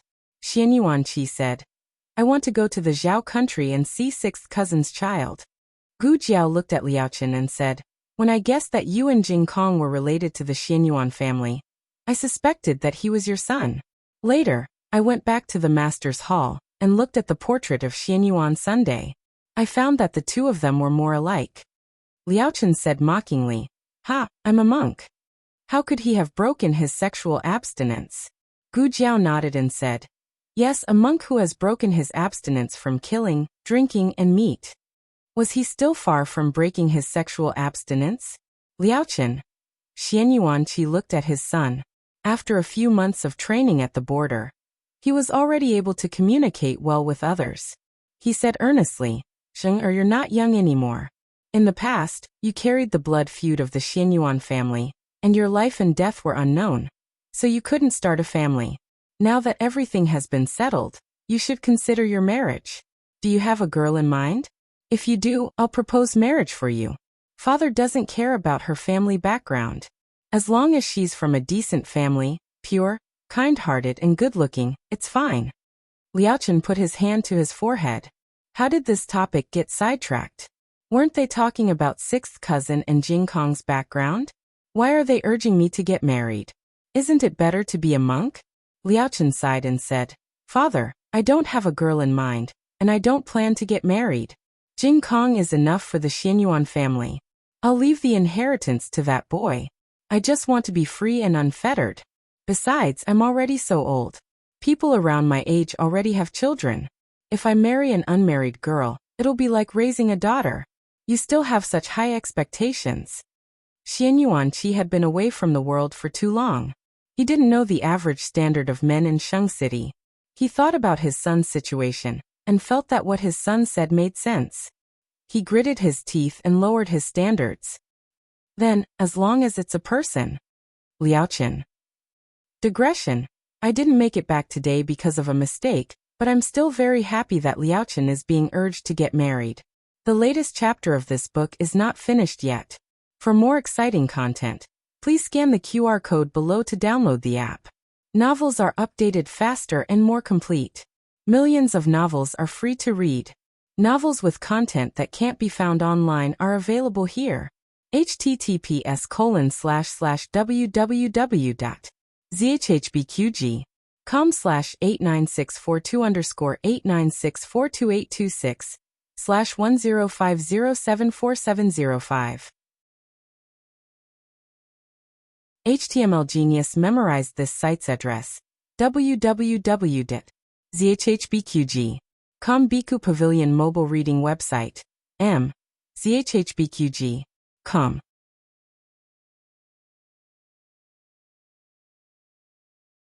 Chapter 907. The latest chapter of this book is not finished yet. For more exciting content, please scan the QR code below to download the app. Novels are updated faster. Millions of novels are free to read. Novels with content that can't be found on the internet are available here. Liaochen felt a headache coming. He thought that if he became a monk, he wouldn't be urged to get married. He was too naive. Gu Jiao stood on the side gloating. Liaochen chuckled. Why didn't they urge you? Don't think that he didn't know that she and Xiaoheng were just pretending to get married. Gu Jiao shook her little head. I'm engaged. This time it's real. Liaochen's knee was hit by an arrow. He secretly clenched his fists. When he returned to Zhao country, he will urge Sheng Guanqing to marry. And little Jing Kong. What's wrong with being 6 years old? Urge marriage start from a child. After coming out of the mansion, Shang Guanyin asked the eunuch to pass her order to call the Ministry of Works to repair the Xianyuan family's mansion, so that when Xianyuan Qi and Liao Chen return from their visit to Jingkong, they can live in the renovated mansion. When getting on the carriage, Shang Guanyin looked at Gu Jiao. Jiao Jiao, do you want to go to the palace with me? Dukan. Jiao Jiao wants to go back to the mansion with me. Shang Guanyin, she is my daughter-in-law. Dukan, she is my daughter. In addition, she's not married, so she's not my daughter-in-law. Liao Chen led the horse, looked at Dukan, and then looked at Shang Guanyin. Are you robbing people on the street? The two looked at Gu Jiao, waiting for Gu Jiao to make a choice. Gu Jiao blinked. Well, I have to go to the State Preceptor Hall later. I have something to do. The two who were treated fairly had no objection. Shang Guanyin sat in the carriage back to the palace, and Dukan also sat in the carriage back to the mansion. Gu Jiao turned over and mounted the horse, said goodbye to Xianyuan Qi and Liao Chen, and then disappeared into the boundless night. Liao Chen looked at her back and said strangely, "This girl's fate with the Xianyuan family is really strange." As for how bizarre it was, he couldn't believe it even when he thought about it. The husband she casually picked up was the grandson of the Xianyuan empress. The little monk she adopted was the last bloodline of the Xianyuan war god. Even the red-tasseled spear she accidentally obtained was the divine weapon of the Xianyuan family. She was even adopted by Dukan as his adopted son. She was a woman dressed as a man, so she should be his adopted daughter. Her fate with the Xianyuan family seemed to have been decided a long time ago. There was a deep bond between them. He even had the misconception that no matter how the wheel of fate spun, she would definitely come to the Xianyuan family. Yes, back to the Xianyuan family, Xianyuan Qi corrected him. What? Liao Chen was stunned. He didn't understand what his father meant. Xianyuan Qi stared fixedly at the small figure galloping into the night, but did not answer. Gu Jiao went to the Imperial Advisor Hall. She was the favored one of the Imperial Advisor Hall, and everyone in the hall had heard of her. They all knew that this new commander of the Black Wind Cavalry had won the Imperial Advisor Hall's favor. She could come and go freely in the purple bamboo forest, and her status was comparable to their big brother. Tonight, Yuhi was on duty in the purple bamboo forest. When he saw Gu Jiao coming, he was very surprised. Lulang, why are you here at this time? Is your master asleep? Gu Jiao asked. It was a bit late, and she came to try her luck. If the Imperial Advisor Hall was asleep, she would come again tomorrow. Yuhi shook his head. No, master has been sleeping very late recently. He paused and said in a low voice. I feel that master's condition is not very good recently. His body is deteriorating a bit too quickly. I suspect that he forced himself to do a divination again. There was a price to pay for divination, and divulging the secrets of heaven. The divination he did for the Yen Kingdom had made his master 10 years older. Now he didn't know who he was doing the divination for, but it felt more powerful than the last time. Gu Jiao thought for a moment. I know. She threw the reins to Yuhi. Boss hasn't eaten yet. Sorry to trouble you. Okay. Yuhi took the reins and went to feed the horse. Gu Jiao came with a small basket on her back. She brought something to show the Imperial Advisor Hall. The Imperial Advisor Hall was sitting on a cushion in the central room, with an unfinished chessboard in front of him. Imperial Advisor Hall. Gu Jiao greeted him and sat down opposite him. The curtain at the door was rolled up, and the back door was wide open. The wind blowing through the hall was slightly cold. You're here, the Imperial Advisor Hall said. I want to show you something. Gu Jiao put down the small basket and took out a brocade box from it. After opening it, there were a few dried purple grass flowers and 2 dried purple herbs. The fruit is gone. I sent it all to Shang Guanqing. Originally, she kept some for research. Later, the Zhao Kingdom sent a letter saying that the purple grass fruit was useful, but it needed to be taken for a long time. She sent the remaining half of the fruit back to the Zhao Kingdom. The Imperial Advisor Hall's eyes fell on the dried plants. He was puzzled. These flowers are, Gu Jiao said, purple grass flowers. You didn't expect that the purple grass could bloom, right? I didn't know at first. It was Shang Guanqing's father who went to the Dark Night Island and found that the purple grass could not only bloom, but also bear fruit. Its fruit can detoxify the poison of the purple grass and the strange poison in Shangguanqing's body. As for how many other poisons it can detoxify, I don't know. I haven't tested it. The Imperial Advisor Hall was enlightened. So that's how it is. Gu Jiao's understanding of the purple grass came from Marquis Xianping's handwritten letter. It was really hard for him. He couldn't read a word before, but now he could write a lot. She continued, the poison of the purple grass is the strongest, and the poison of the flower is second. The purple grass is a plant with strong vitality. It can grow anywhere, but it can only bloom and bear fruit in extremely cold places. The Imperial Advisor Hall asked, is it the purple grass found in the Dark Night Island? Gu Jiao nodded. Yes, it's the island where the Dark Night Gang is. There are many of them in the Dark Night Gang, all over the hills. According to the young lord of the Dark Night Gang, the purple grass originally came from the Dark Night Island. The purple grass in the Six Nations was stolen from the island. It's a pity that the purple grass they stole could not bear fruit. They all turned into poison. This is a major discovery. The Imperial Advisor Hall picked up a dried purple grass flower and observed it carefully. Did you do a divination again? Gu Jiao looked at his face, which had aged more than 10 years, and asked the question in her heart. Just a little. It's nothing. He didn't want to talk about it and returned to the topic of the purple grass. I also have a discovery here. Oh. Gu Jiao tilted her head and looked at him. The Imperial Advisor Hall put the dried purple grass flower back into the box and said seriously, Yinin's mother was poisoned when she was pregnant. I suspect that she was poisoned by the purple grass poison. However, the poison was absorbed by the fetus in her womb, so it looked like her poison was cured. Why do you say it's a suspicion? Gu Jiao asked. The Imperial Advisor Hall sighed. I didn't think about it at that time. The purple grass poison is different from other poisons.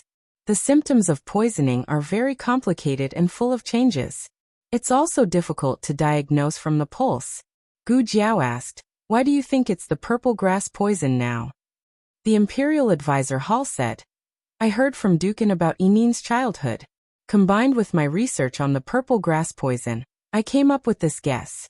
Yinin absorbed the purple grass poison in Xian Yuanzi's body. After she was born, she had been fighting against the poison, so her body was very weak for the first 2 years. After the purple grass poison merged with her body, she had a talent for martial arts. Even Mu Qingchen, who was 3 years older than her and had been practicing martial arts since childhood, couldn't beat her. In addition, I have another suspicion. Your body was once poisoned by the purple grass poison. Me? Gu Jiao lowered her head to look at herself. The Imperial Advisor Hall said, the Second Lord of Shadows heard about the purple grass in the state of Zhao and set off there. I don't know why they wanted the purple grass. I only know that the purple grass appeared in the vicinity of Qingchuan village, where you were born. Xianyuan Zheng concealed his identity there for many years, but he couldn't find the purple grass whereabouts. Was the information wrong? Or was the purple grass eaten by someone? Although he was asking questions, his tone was clearly leaning towards the latter guess. Gu Jiao also felt that the latter was more likely. She didn't have any evidence, so it was just her intuition. Then did the Marchioness eat it, or did the original owner eat it? The Imperial Advisor Hall shook his head. There's no way to know. But no matter who ate it, I think it was a mistake. Gu Jiao asked, what about Xian Yuanzi? How did she get poisoned by the purple grass poison? Was it also a mistake? The Imperial Advisor Hall shook his head again. It was the Han family who poisoned her. The purple grass poison isn't a medicine. On the contrary, it's a poison without an antidote. Very few people can survive it, let alone Xian Yuanzi, who is just a pregnant woman. The Han family's original intention was to kill both her and her child to attack Xian Yuanli. Gu Jiao continued. But they didn't expect to go for wool and come home shorn. Instead, I used Jing Yinin's body to transmigrate. It's so strange. Why did both Gu Jiao's mother and Jing Yinin get poisoned by the purple grass poison? Could it be that my transmigration has something to do with the purple grass poison? The state preceptor looked at the purple grass flower in the box and said, What we saw was the shape of the purple grass flower, but maybe the purple grass flower contains dark matter that we can't see. Maybe it was this dark matter that brought you here from another time and space. Gu Jiao frowned. Does this happen to other people? The Imperial Advisor Hall said. As far as I know, no. Gu Jiao fell into deep thought. Suddenly, she thought of something and hurriedly took out the medicine box from the basket on her back. What are you doing? The Imperial Advisor Hall looked at her and asked. Gu Jiao opened the medicine box. You can't put anything in this box. If you do, it will disappear into another dimension. The Imperial Advisor Hall understood what she was going to do. He didn't stop her because he also wanted to know the result. Gu Jiao picked up a dried purple grass flower and gently put it in. Then, she closed the lid with a click. She waited quietly for a while and then opened the lid. The two people's eyes fell on the medicine box and their expressions changed. Digression. Some readers are doubting Daoist Qingfeng's gender. Yes, Daoist Qingfeng is a real man. The latest chapter of this book isn't finished yet. For more exciting content, please scan the QR code below to download the app. Novels are updated faster. Millions of novels are free to read. Novels with content that can't be found on the internet are all available here. https://www.zhbqg.com/89642_8964226/1050555560. HTML Genius memorized this site's address. www.zhbqg.com Bikugo mobile reading website. zhbqg.com.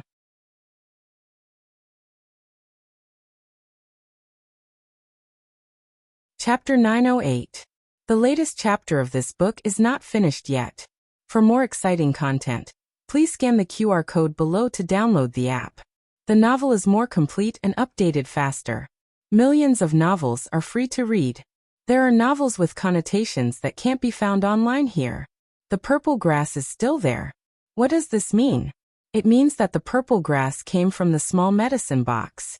Or to be exact, the unknown dark matter attached to the purple grass came from the small medicine box. Gu Jiao blinked in confusion. But didn't Changjing say that the purple grass on the island was planted by the first island owner? What the hell is going on? State Preceptor thought for a moment and said, If you want to know the answer, I'm afraid you can only go to the Dark Night Island. This is not urgent. Didn't Yi Qing stay on the island? Maybe when he comes back, he can bring back some useful information. Gu Jiao nodded. That's the only way. Her wedding was imminent. She couldn't leave the groom at this time and go to the Dark Night Island alone. Gu Jiao suddenly said, Speaking of this, I forgot to ask adoptive father, has the wedding date been set? It's set. State Preceptor said. October 18th, an auspicious day. Isn't that my 18th birthday? Gu Jiao tilted her head and squinted at him. You calculated an auspicious day?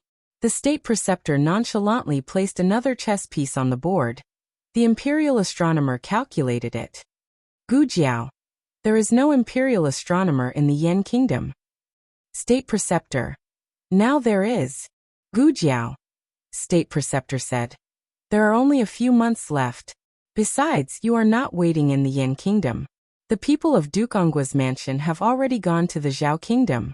The houses should be ready. A few days ago, Duke Ongwa played chess with me. He said that the wedding team is ready and can leave at any time. Adoptive father is so considerate. Gu Jiao was very happy. She held her chin with one hand and leaned her elbow on the small table. She looked at him calmly. Is your transmigration also related to the purple grass poison? State Preceptor said without hesitation. No, my situation is different from yours. Gu Jiao was disappointed. Oh. The State Preceptor looked at the night scene in the forest and said to Gu Jiao, It's getting late. You should go back. Oh. Gu Jiao stood up. It's indeed quite late. I'll go back first. Yes. The State Preceptor replied. Under the moonlight, Gu Jiao took out a mask and led Black Wind King out of the purple bamboo forest. When you see your big brother, you have to cover your face. This time, the Gu army also withdrew from the border. However, Their route back to the Zhao kingdom did not pass through Xingdu of the Yin kingdom. They went through Cangzhou. Only the old duke Gu Chongqing and Tang Yueshan secretly came to Xingdu. The three of them stayed in the public house. Gu Qingfeng had an ulterior motive in showing off his exclusive room to them, indicating that he was among the first batch to stay there. The three of them looked down on him. Gu Chongqing took a hot bath in the public house. After changing into dry clothes, he went to the state preceptor's hall. Gu Chongqing could not let the world know what he was going to do. He waited for his sister to come out before going to the state preceptor. State preceptor. He greeted politely. I haven't seen you for a long time. How are you? You don't look well.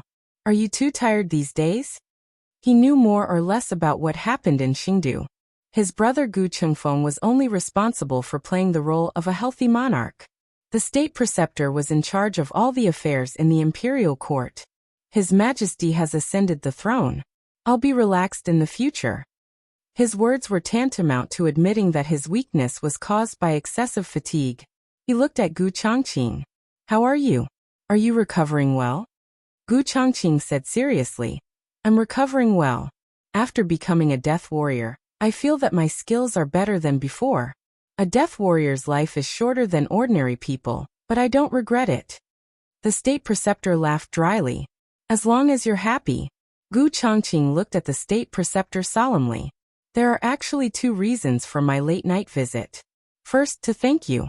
Second, I finished the medicine you gave me to hide my aura. The state preceptor smiled slightly. I'll get it for you. After saying that, he got up and went to the study to get a bottle of pills and handed it to Gu Chongqing. Gu Chongqing took it in his hand and thought of something. He asked strangely, I have a question that I've always wanted to ask you. Go ahead. Why does the medicine I took in the state preceptor's palace smell different from the medicine you asked me to take to the border? The color is also different. The state preceptor put on a fake smile and thought, because the first time I gave you the ebony pill, and the second time I gave you the all-nourishment pill. The state preceptor asked, have you had a nosebleed recently? Gu Chongqing said, yes. I'll give you another bottle of medicine.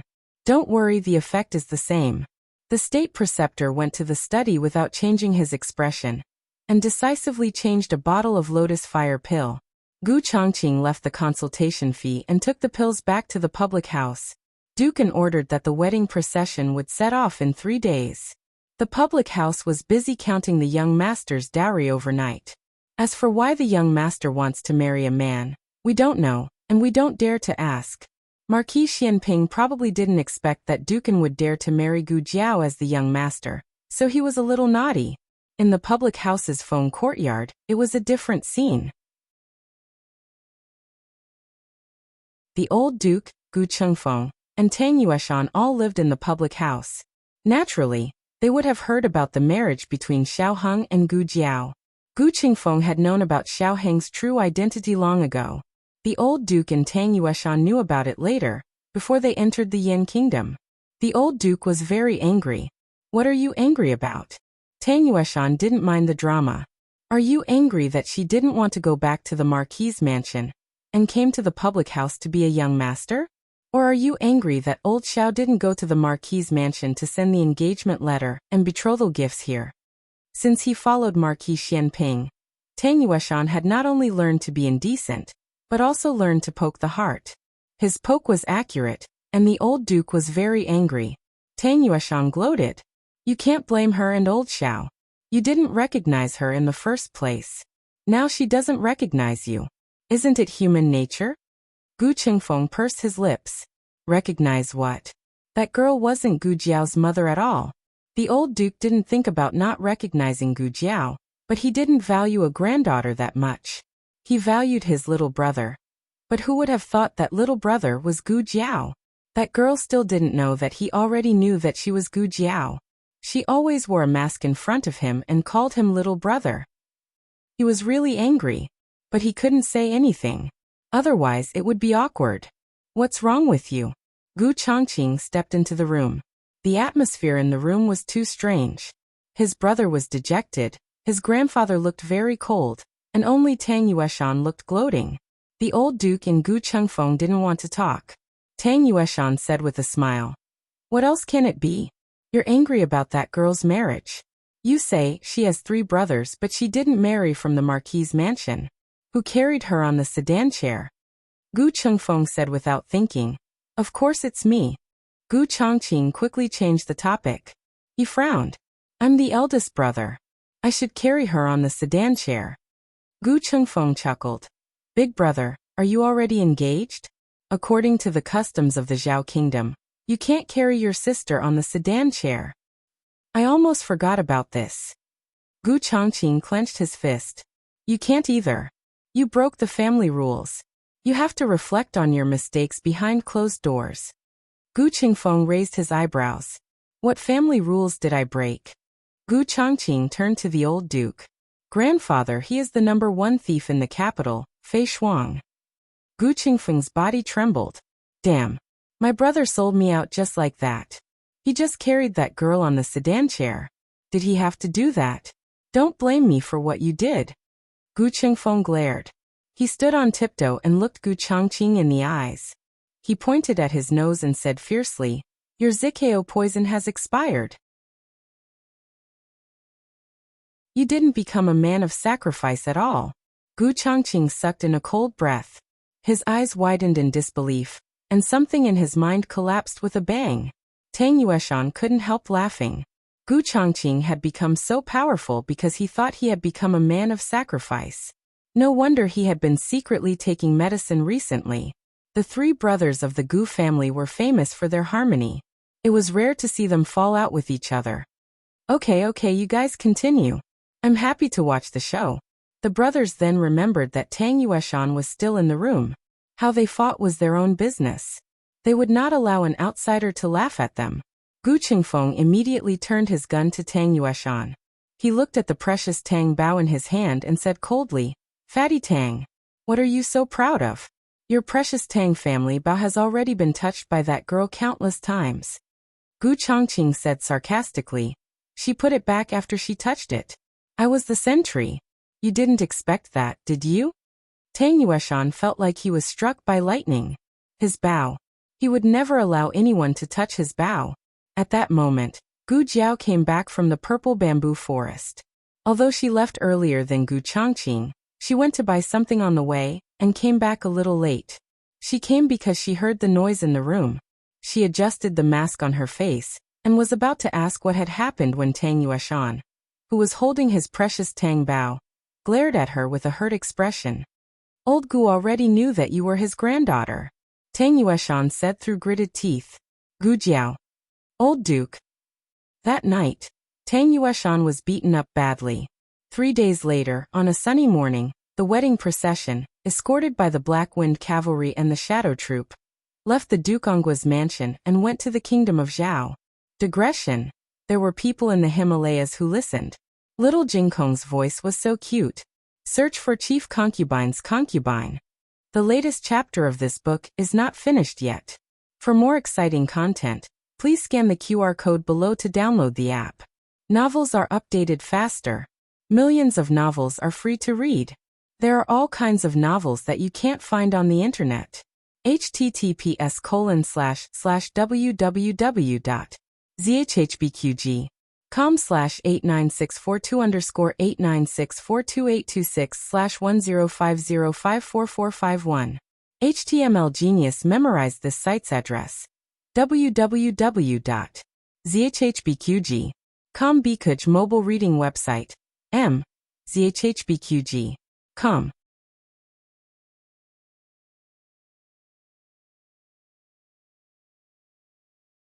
Chapter 909.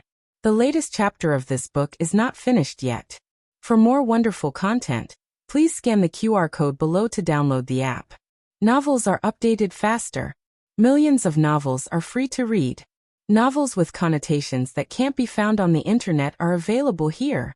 Imperial Palace, Imperial Study. The newly ascended Empress was busy with state affairs.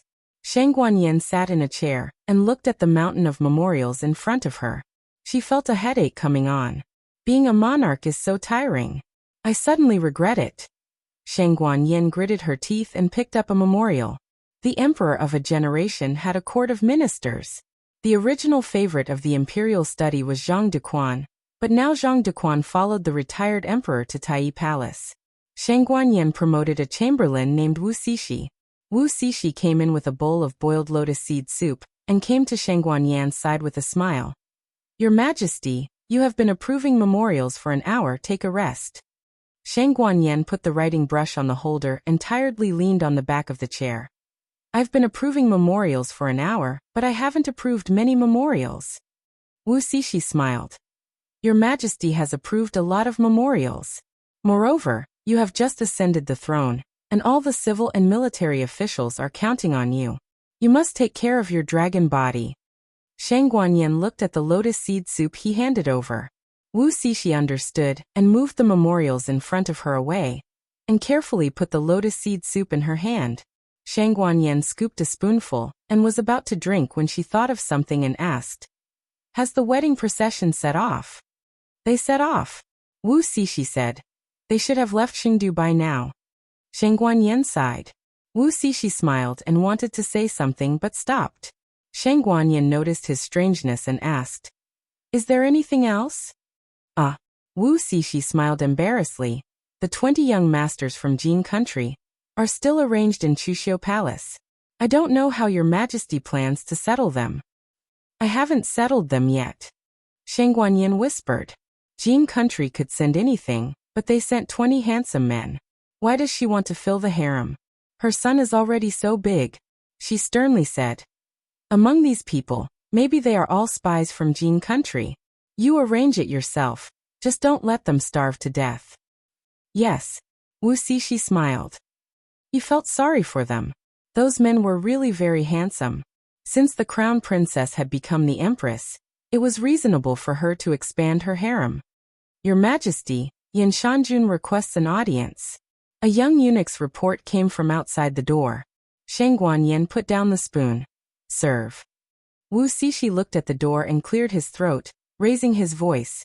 Summon the Yen Mountain monarch for an audience. Shang Guanyin silently glanced at him. Wu Cixi turned around and smiled embarrassedly. This is the first time for this servant as well. Now that he could announce his arrival, he could have some fun. Yen Shanjun entered the imperial study and cupped his hands in greeting. Your Majesty. Shang Guanyin asked. Why did imperial uncle come here today? Yen Shanjun looked around. All of you withdraw. Shang Guanyin said. Yes. Wu Cixi and the eunuchs and palace maids in the imperial study respectfully retreated. Shang Guanyin saw Yen Shanjun staring at her bowl, so she pushed the bowl to him. Do you want to eat lotus seed soup? I didn't move. Yen Shanjun came to the desk and sat down. He took the lotus seed soup and an empty teacup from the side. He smiled faintly and said, To tell you the truth, I came here today to bid farewell to your Majesty. Shang Guanyin asked, You're leaving again? Yen Shanjun slightly smiled and said, There's nothing for me to do in Sheng. Do I want to take Light Shui out for a walk? Shang Guanyin secretly muttered. One after another they all left. Yen Shanjun paused and said with a pleasant expression, In addition, I came to ask your Majesty to take back my royal status. Shang Guanyin looked at him strangely. Why do you want to take it back? I already said that I won't pursue the matter of you hiding troops. That's not the reason. He bowed his head and smiled bitterly. I'm not a member of the great Yen royal family. I'm the child of imperial mother and the Tujue. I know. Shang Guanyin said. She looked at him without blinking. After experiencing so many life and death situations, her eyes no longer had the naivety of her youth. Instead, they had the perseverance of a superior. The only thing that remained unchanged was that in the face of people she trusted enough, she didn't have any thoughts of beating around the bush. Yen Shanjun averted his gaze and looked at the scenery outside the window. He sighed helplessly. In addition, Imperial brother and I are not blood brothers of the same mother but different fathers. Imperial brother is a child that Imperial mother adopted from Beauty Lu. Back then, Imperial mother gave birth to a baby girl while Beauty Lu gave birth to a prince. In order to consolidate her position as empress, Imperial Mother and Beauty Lu exchanged their children. Beauty Lu was unlucky and died a few years later. You can rest assured that it wasn't Imperial Mother who did it. Otherwise, Imperial Brother wouldn't be so filial to Imperial Mother. Shang Guanyin was surprised. There is such a thing. Does he know? Yan Shanjun looked at her again. You mean Imperial Brother? He should know that Princess Annal is Imperial Mother's flesh and blood. Shang Guanyin recalled. No wonder he is so close to Aunt Annal, and asked me to be filial to her when I grow up. Yan Shanjun said. Princess Annal's fiefdom is in the South County. It is the richest fiefdom except for your fiefdom. Shang Guanyin looked at him suspiciously. Why did you suddenly tell me this? Yan Shanjun smiled and said. If I don't tell you, how can you agree to take back my royal status? Shang Guanyin said bitterly. You don't want to be my imperial uncle? Yan Shanjun sighed. I was bullied by you since I was a child. It's meaningless to be your imperial uncle. Shang Guanyin whispered. I didn't mean it. Who told you to be so weak? Okay. Yan Shanjun said. What's okay? Shang Guanyin was surprised. Yan Shanjun put the lotus seed soup back in front of her. You like to eat lotus seed soup, but you never eat lotus seeds. Shang Guanyin stared blankly at the lotus seed in the empty cup. I have this problem. She was careless about clothing, food, housing, and transportation. She never cared about such details. When Wu Cixi asked her what she wanted to eat, she casually said lotus seed soup. But when the lotus seed soup was served, she didn't eat it. Is it because she doesn't like the lotus seeds inside? Yan Shanjun smiled and stood up. Your Majesty is busy with state affairs, I'll go first. Shang Guanyin nodded. Yan Shanjun turned and walked out of the imperial study room. When he went out, his footsteps suddenly stopped. Shang Guanyin, the next time we meet, I will not be your imperial uncle. The wedding procession left Chengdu in a grandiose manner. Xian Yuanqi doesn't like to sit in a carriage, he rides a horse. Liao Chen also rides a horse to accompany him. The father and son enjoyed a rare leisurely time after their reunion. The grandfather and grandson of Gu family and Tang Yueshan, who originally wanted to ride a horse, had to sit in a carriage at this time. Tang Yueshan's face was bruised and swollen. There was a big bump on his head. His left arm was wrapped in a bandage and hung around his neck. His face was covered with a pink page band-aid, and his left nostril was stuffed with cotton. It can be said that he was very miserable. He said with grievance, I just told the truth. Look at how you beat me up. So many people ganged up to bully me. You don't have any morals. Gu Qingfeng coldly snorted. You deserve it. Hiss. As soon as his voice fell, he gasped in pain. His situation was not much better than Tang Yueshan's. After his grandfather learned that he was the great thief Fei Shuang, he severely beat him up. He was also covered with bruises and bandages. Gu Chongqing was different. He hadn't been beaten or punished, but his faith had collapsed. He sat on the horse carriage in a daze, like a puppet that had lost its soul. The old marquis glared at the three of them in exasperation, and silently covered the gauze on his head. He was also injured. It was so embarrassing that he slipped and fell in a hurry to leave the scene. His forehead hit the doorsill, and his head almost split open. In the whole thing, the only one who was not embarrassed was probably Gu Jiao. She was not affected by the horse at all. She sat in the carriage leisurely and counted the gold that Dukin gave her. Are these all mine? She held a small box and looked at the 9 small boxes on the floor. Dukin smiled dotingly. Yes, they are all yours. Gu Jiao was very happy. She concentrated on counting the gold. Dukin looked at her gently. The afternoon sun shone in through the open window. It was quiet and beautiful in the carriage. The road after spring was easier to travel than in winter. After a long journey of a month, the group finally arrived at the capital of the Zhao Kingdom. This was not just an ordinary marriage.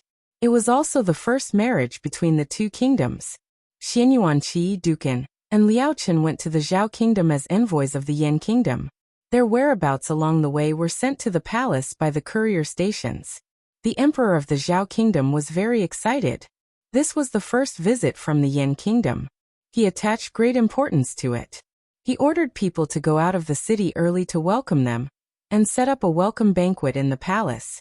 When the news spread to the Vermilion Bird Avenue, Princess Xinyang was practicing calligraphy with Shang Guanqing in the courtyard. Shang Guanqing finally experienced his mother's strictness. 10 copybooks a day. He was not allowed to eat until he finished practicing. Marquis Xianping was playing with his daughter in the courtyard. Xiao Yi was 5 months old.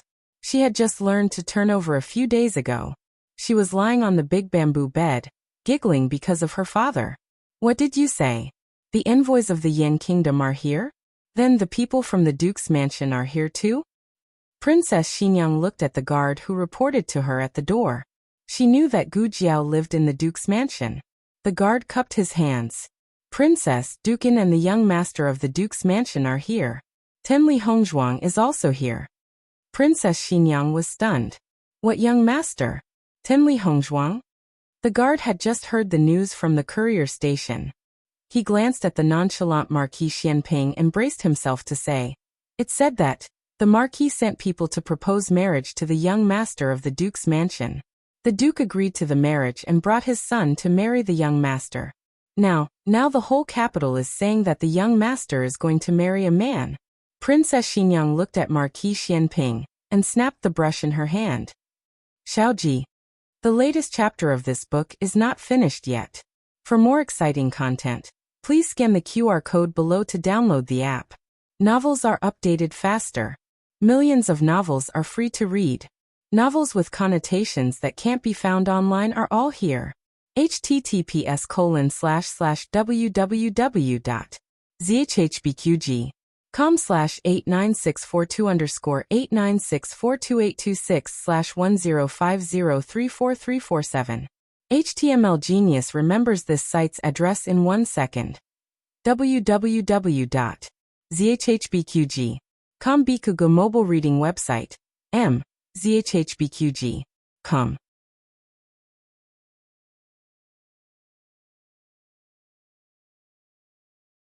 Chapter 910. The newest chapter of this book is not finished yet. For more exciting content, please scan the QR code below to download the app. Novels are updated even faster. Millions of novels are free to read. Novels that cannot be found online are all available here. She was just wondering why he did not make her angry these past few days. He thought that after having a daughter, he would really become a proper and loving father. But look at what he had done. Xiaoji was so quiet. She must be up to something. Shang Guanqing looked at the broken brush, and his eyes widened. No way, is the princess's mother so fierce? Marquis Xianping gently coughed and calmly said, "What are you calling this Marquis for?" Princess Xianyang's entire body trembled with anger. "Look at what you've done. When did you go behind my back to propose marriage to the Duke's Manor's young master? Young master? What do you take Ahing for?" Marquis Xianping's teeth hurt. The Duke's Manor's young master was Gu Jiao. There was nothing wrong with him going to propose marriage to Gu Jiao for his son. He had just been a little mischievous, and the average person would not take advantage of him. They would marry Gu Jiao off as the daughter of a wealthy family. The one surnamed Jing. Did you play around so much? Princess Xianyang's anger continued. This is great. The entire world knows that Ahing is going to marry a man. She glanced at the inkstone on the table. Shang Guanqing's eyelids twitched, and he quickly reached out to press down on the inkstone. Princess Xianyang gritted her teeth and changed to grabbing the stone on the table. Shang Guanqing nimbly pressed down on the stone. Princess Xianyang went to grab the whip on the stone bench. Shang Guanqing rushed over and pressed down on the whip. Princess Xianyang was furious. "Xiaoqing, get out of my way. Do you also want to be beaten?" Shang Guanqing glanced at his father and hesitated for a moment before silently getting out of the way. Marquis Xianping. Princess Xianyang grabbed the whip. "Eugene, carry Yi back to her room." Eugene secretly shook her head and walked over to the father and daughter pair. Marquis Xianping naturally would not sit and wait for death. Moving his body, he used his qinggong to rush out. Princess Xianyang became even angrier. She clenched her fists. Xiao Yi flipped over on the bamboo bed and lay flat, reaching out her fair and tender little arms towards Princess Xinyang. Princess. Eugene turned to look at her. Princess Xinyang sighed helplessly. She handed the whip to Sheng Guanqing and walked over to pick up the little fellow on the bamboo bed. Xiao Yi grabbed her collar, buried her head, and started to look for milk. Princess Xinyang looked at the little guy who had made a move herself. She was both angry and amused. Her anger immediately decreased by half. Little clever. The team of envoys from the Yan Kingdom left the courier station and arrived at the West City Gate in the evening. Outside the city gate, the officials of the Zhao Kingdom had been waiting for a long time. The leader was a young man in a red official robe. In the country of Zhao, the robes of 9th rank sesame officials were cyan, 7th rank and above were green, 5th rank and above were red, and only 3rd rank officials were allowed to wear purple official robes. This man was very young. He looked no more than 20 years old, but he was already a 5th grade martial artist. He wore a black gauze hat, his skin was like jade, and his face was exquisite. He had a jade-like noble temperament, and he didn't seem inferior when standing beside a 1st rank official. When the team got closer, Grand Secretary Yuan raised his hand at him, indicating that he should go greet them. He nodded and walked to the front of the team of Yan Kingdom's envoys. He first cupped his hands at Xian Yuanqi, who was at the front. Grand Marshal. Then he cupped his hands at Xian Yuanzheng. Crown Prince Xian Yuan. Liao Chen was wearing armor and a helmet, so no one could see his bald head.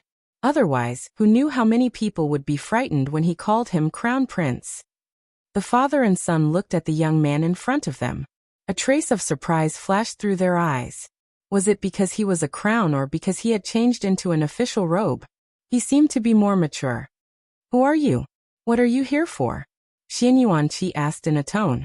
He looked at the first carriage in front of the team and said with a deep gaze, Xiao Heng of Marquis Xuanping's mansion is here to welcome my fiancé. As soon as he said this, the atmosphere immediately changed. The Black Wind Cavalry didn't know that Gu Jiao was a girl. They all muttered disdainfully, What fiancé? Our young commander is a man. Hey Wenrencheng, don't you think this Xiao Heng looks a bit familiar? Have you seen him somewhere before? Wenrencheng said, The emperor's grandson. What? Zhao Dingfeng asked.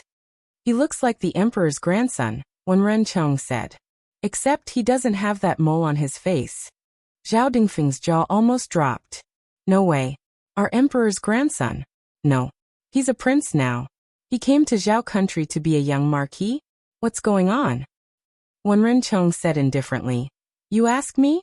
Who should I ask? They and Li Shen were the few people who weren't surprised that the young commander was going to marry a man. After all, they had seen the young commander flirting with the emperor's grandson in the army camp. Sigh, what a good young commander.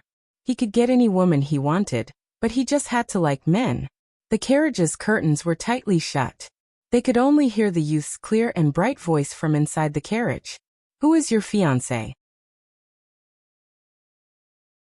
Xiao Heng stared at the carriage's curtains without blinking, as if he was looking through the curtains at the woman inside the carriage. It's the person sitting inside the carriage. I am the only one in the carriage. I am a man. Have you thought it over clearly? Do you really want to marry me? Xiao Heng said without any hesitation. I'll marry you. I'll marry you even if the mountains collapse and the earth cracks. It doesn't matter if you are a man or a woman, you are still my Xiao Heng's wife. Under the carriage's canopy, the hollow wind chimes gently swayed in the breeze, melodious like a young girl's voice. Grand Secretary Yuan closed his eyes. His hands were tucked into the wide sleeves of his robe. It's over, it's all over now. His newly promoted cabinet pillar had the matter of marrying a man's wife. So many officials and commoners had heard about it. There was no way to clear this matter. Xiao Heng, oh Xiao Heng, for the sake of marrying a wife, you're even going to disregard your own official reputation? Sigh. Grand Secretary Yuan couldn't bear to watch. Hua. The carriage's curtains were moved aside. A slender figure walked out with a bow.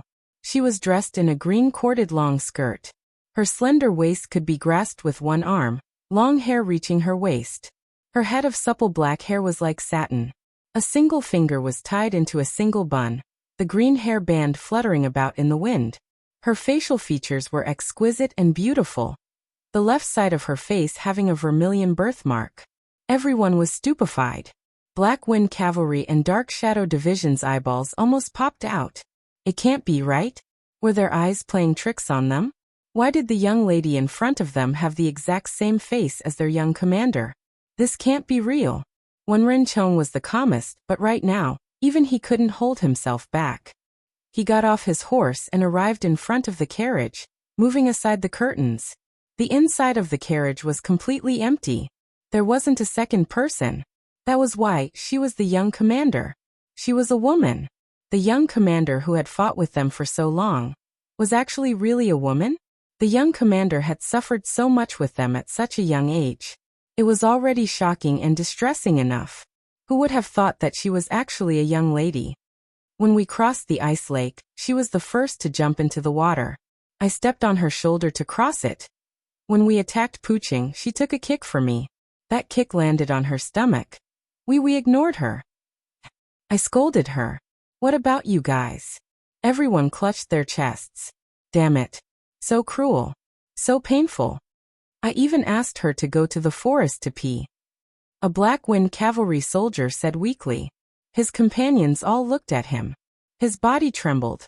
No, I didn't know she was. She was what? I'll beat you up. The poor soldier was beaten up just like that. Sigh this girl. Liao Chen turned his face away. He didn't want to look anymore, okay? She spoiled her fiancé so much. Wasn't she afraid that she would be disobedient after marrying him? Gu Jiao came in front of Xiaoheng. She raised her eyes slightly and looked at his deep eyes. Long time no see, fiancé. Xiaoheng tucked her hair that was messed up by the wind behind her ears and smiled gently. Long time no see, fiancé. The officials from both sides went through the formal greetings process. The old chancellor said that the emperor of Zhao country had set up a welcome banquet in the palace and invited all the envoys to the palace. Dukan and the old chancellor went first. Gu Jiao and Xiaoheng brought Xianyuanqi and Liao Chen to Little Jingkong Inn by Shui Alley. The alley was full of lights. Sixth aunt was sitting on the threshold feeding her little grandson. When she turned her head and saw Xiaoheng and Gu Jiao, her eyes lit up. Lulang. Jiao Jiao. Xiaoheng greeted. Aunt Lu. Gu Jiao smiled. Aunt Lu. Aya. Cui. Jiao Jiao is back. Aunt Lu shouted into the house and said to Gu Jiao. I heard that you went to visit your relatives. Why did you take so long? Lulang and the others are back. You haven't come back yet. Come in and sit for a while. Who are they? She saw Liao Chen and Xianyuanqi in armor under the twilight. Xianyuanqi said politely, I'm Jiao Jiao's granduncle. He is my son Zheng. Aunt Lu looked at them without blinking. They were good-looking, but one was a little older and the other was a little younger. She stopped looking at them and pulled her little grandson's wrist. Huzi, greet her. It's your sister Jiao Jiao. The 3-year-old Huzi didn't recognize Gu Jiao anymore. He hid behind Auntie Lu. At this moment, Aunt Lu's daughter Cui came over and invited them into the house. Gu Jiao declined and said that she would come another day. Aunt Lu smiled considerately. That's true. Everyone at home misses you. You should go back quickly. Jiao Jiao is back. Uncle Zhao's house door was pulled open and Aunt Zhao walked out. Gu Jiao greeted her with a smile and asked her how the salted eggs were and if she finished eating the pickled vegetables. Xianyuanqi looked at Gu Jiao with a hint of surprise in his eyes. She was able to get along with people. She was so lively. Big brother always wanted to see her like this. Finally, they came to the door of their house. The renovated door was ajar. At this time, the men at home should have come back from school. Gu Jiao deliberately didn't say anything and knocked on the door. Very young footsteps came from the yard. Then Gu Xiaobao, who had just learned how to walk, peeked out from the crack of the door. The latest chapter of the book is not finished yet. For more exciting content, please scan the QR code below to download the app. Novels are updated at a faster rate. Millions of novels are free to read. Novels with content that can't be found online are all available here. https://www.zhhbqg com/89642_896422826/1050333964. HTML Genius remembered the website address in 1 second. www.zhhbqg.com Bikugo mobile reading website. zhhbqg.com.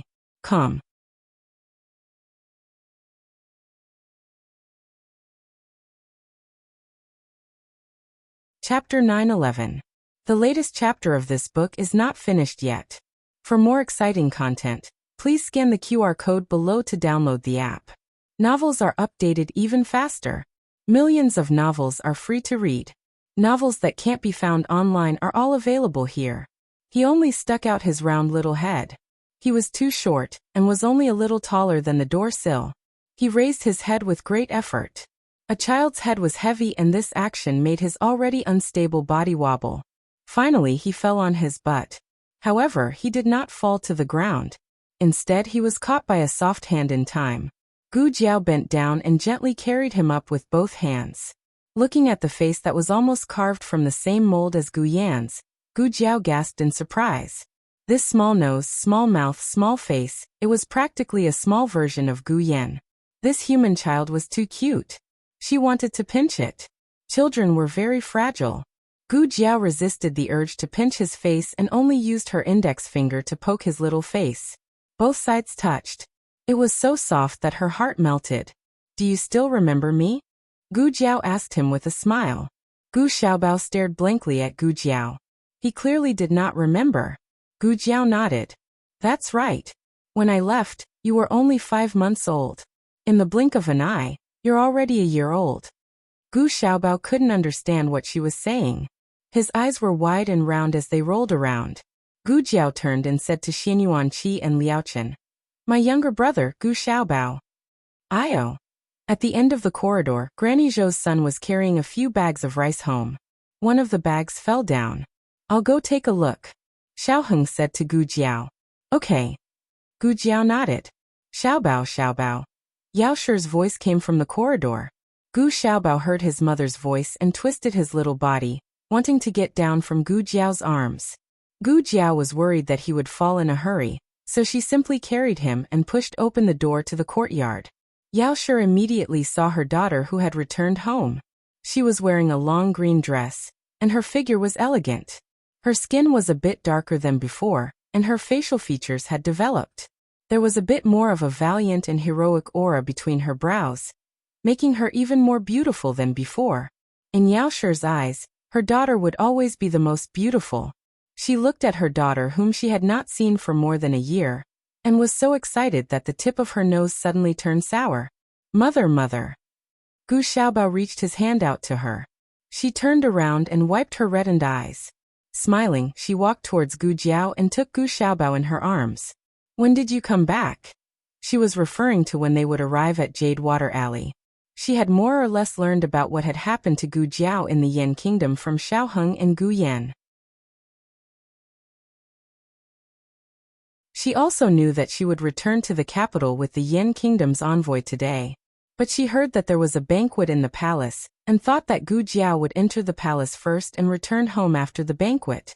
Gu Jiao said, "We just arrived. I knocked on the door and Xiaobao came out." Yao Shi looked at her son in amusement.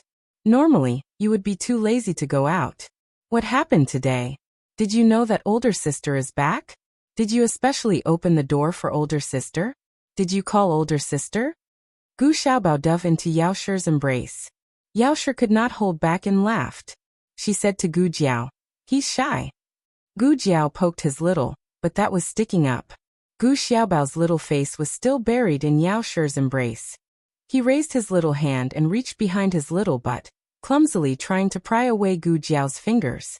Gu Jiao laughed loudly. "That's right, I brought 2 guests over." After poking enough, Gu Jiao invited Xianyuan Qi and Liao Chen into the courtyard.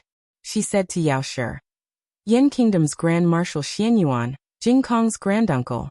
This is his son, Crown Prince Xianyuan, Jing Kong's uncle." After saying that, she introduced Yao Shi to the two.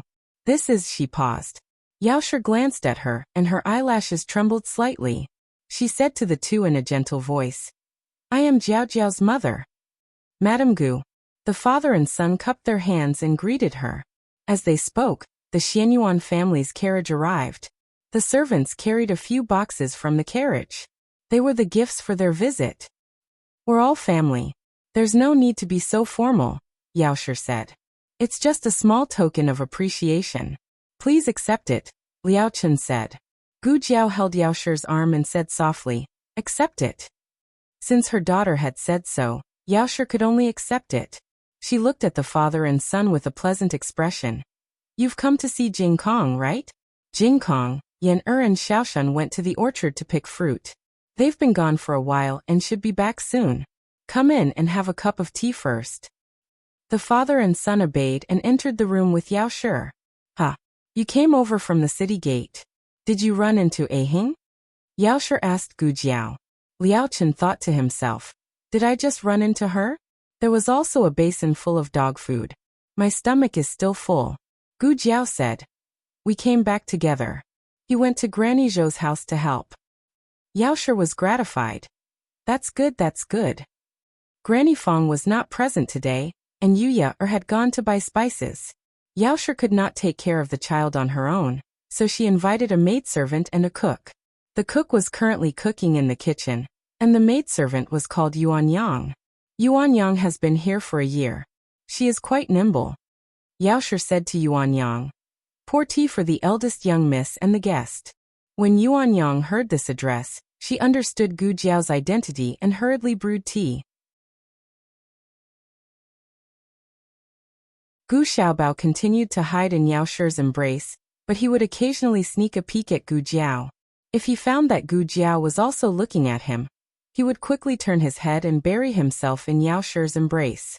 The sky outside was dark, and Yao Shi could not clearly see the two's appearances.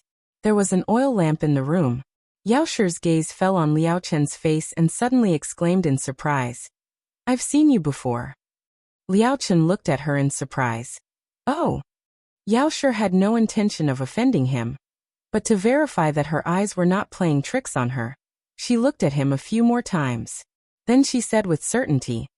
That's right, I've seen you before. It was at the temple near Qingchuan village. You were a monk in the temple. I remember.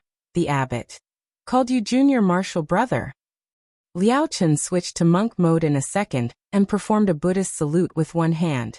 He calmly said, Umitba, so benefactor Yao has seen this poor monk before. Yao Shi was shocked. She did not understand what was going on. Was he the heir of Yan or a monk in a temple? After Xiao Heng and Gu Yan returned home, they told Yao Shi about their experiences in Yan, but most of it revolved around Gu Jiao. Gu Jiao explained. It's a long story. Heir Xianyuan is the uncle of Jing Kong, and also the master of Jing Kong. Back then, they had both become monks in that temple. Yao Shi suddenly understood. So it's like that. The heir of a superior country actually went to a lower country to become a monk. Many things must have happened. Yao Shi understood, but she did not want to get to the bottom of it in this kind of situation. The four of them did not sit for long before three young men came back with baskets. Jiaojiu. Little Jing Kong was the first to cross the threshold. He immediately saw Gu Jiao in the main room. He carried the small basket and ran over. He threw himself into Gu Jiao's arms. Jiao Jiao Jiao Jiao. You're finally back. I missed you so much. Xianyuan Qi sat diagonally across from Gu Jiao. When little Jing Kong shouted Jiao Jiao for the first time, he looked over at him. Was this little sixth child? His voice was crisp and pleasant to the ears. Xianyuan Qi was like a withered tree that was suddenly rejuvenated. His eyes were shining as he stared at little Jing Kong. Little Jing Kong only had eyes for Gu Jiao. He did not notice him and did not notice Liao Chen who was beside him. Liao Chen's mouth twitched. Little stinky monk, I've been your master for so long. You can't even see me? Jiao Jiao, did you miss me? Little Jing Kong said coquettishly. I missed you, Gu Jiao said. Only then did little Jing Kong raise his head in satisfaction. He greeted Yao Shi and Gu Xiaobao, benefactor Yao Xiaobao. At this moment, Gu Xiaoshan and Gu Yan also entered the room. Older sister. Older sister. The two of them called out at the same time. They did not expect to see Gu Jiao at home. The two of them pinched each other. It was painful. They were not dreaming. Jiao Jiao was really back. Unlike the little monk, they noticed the guests in the room. Yao Shi smiled and introduced them. This is Jing Kong's great-uncle Marshal Xianyuan. The other one is the son of the marshal. You can call him Crown Prince Xianyuan. The two of them had never seen Liaochen in the country of Yan, let alone Xianyuan Qi who was at the border. However, they knew the Xianyuan family. Even the marshal of the Xianyuan family was in their house. The two of them looked at Xianyuan Qi who was sitting there like a small mountain. They could feel the invincible aura of an army. Gu Yan, wow. Gu Xiaoshan, wow. Gu Xiaobao repeated. Wow. Jing Kong, your master is here. Gu Jiao reminded little Jing Kong who was lying in his arms and did not want to get up. My master didn't come. Little Jing Kong pouted and said without turning his head, he's so lazy. How can he come? As soon as he finished speaking, a slender hand reached over and lifted him up. The voice said dangerously, who are you calling lazy? Gu Xiaobao, lazy. Little Jing Kong looked at Liaochen and rolled his eyes. Xiaobao is lazy. Gu Xiaobao. Xiaobao is lazy. After repeating, he waved his hand and emphasized seriously, Xiaobao is not lazy. The latest chapter of this book is not finished yet. For more exciting content, please scan the QR code below to download the app. Novels are updated faster. Millions of novels are free to read. Novels with content that can't be found online are available here.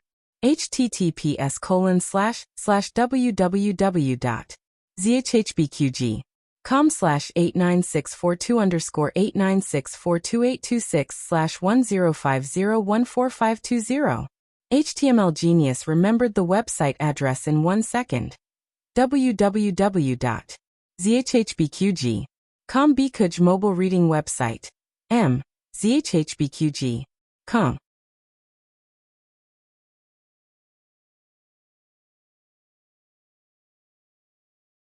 Chapter 9:12. The latest chapter of this book is not finished yet. For more interesting content, please scan the QR code below to download the app. Novels are updated faster. Millions of novels are free to read. Novels with a deeper meaning that cannot be found online are available here. Yao Shi lowered her head to look at her son in her arms and guided him. If Xiaobao is not lazy, then what is Xiaobao? Gu Xiaobao spread his fingers and patted his small chest. Xiaobao is smart. Everyone in the room was amused by him. Gu Jiao looked at Gu Xiaobao curiously. You're already so good at talking. When I left, Xiaobao only knew how to cry. Yao Shi smiled.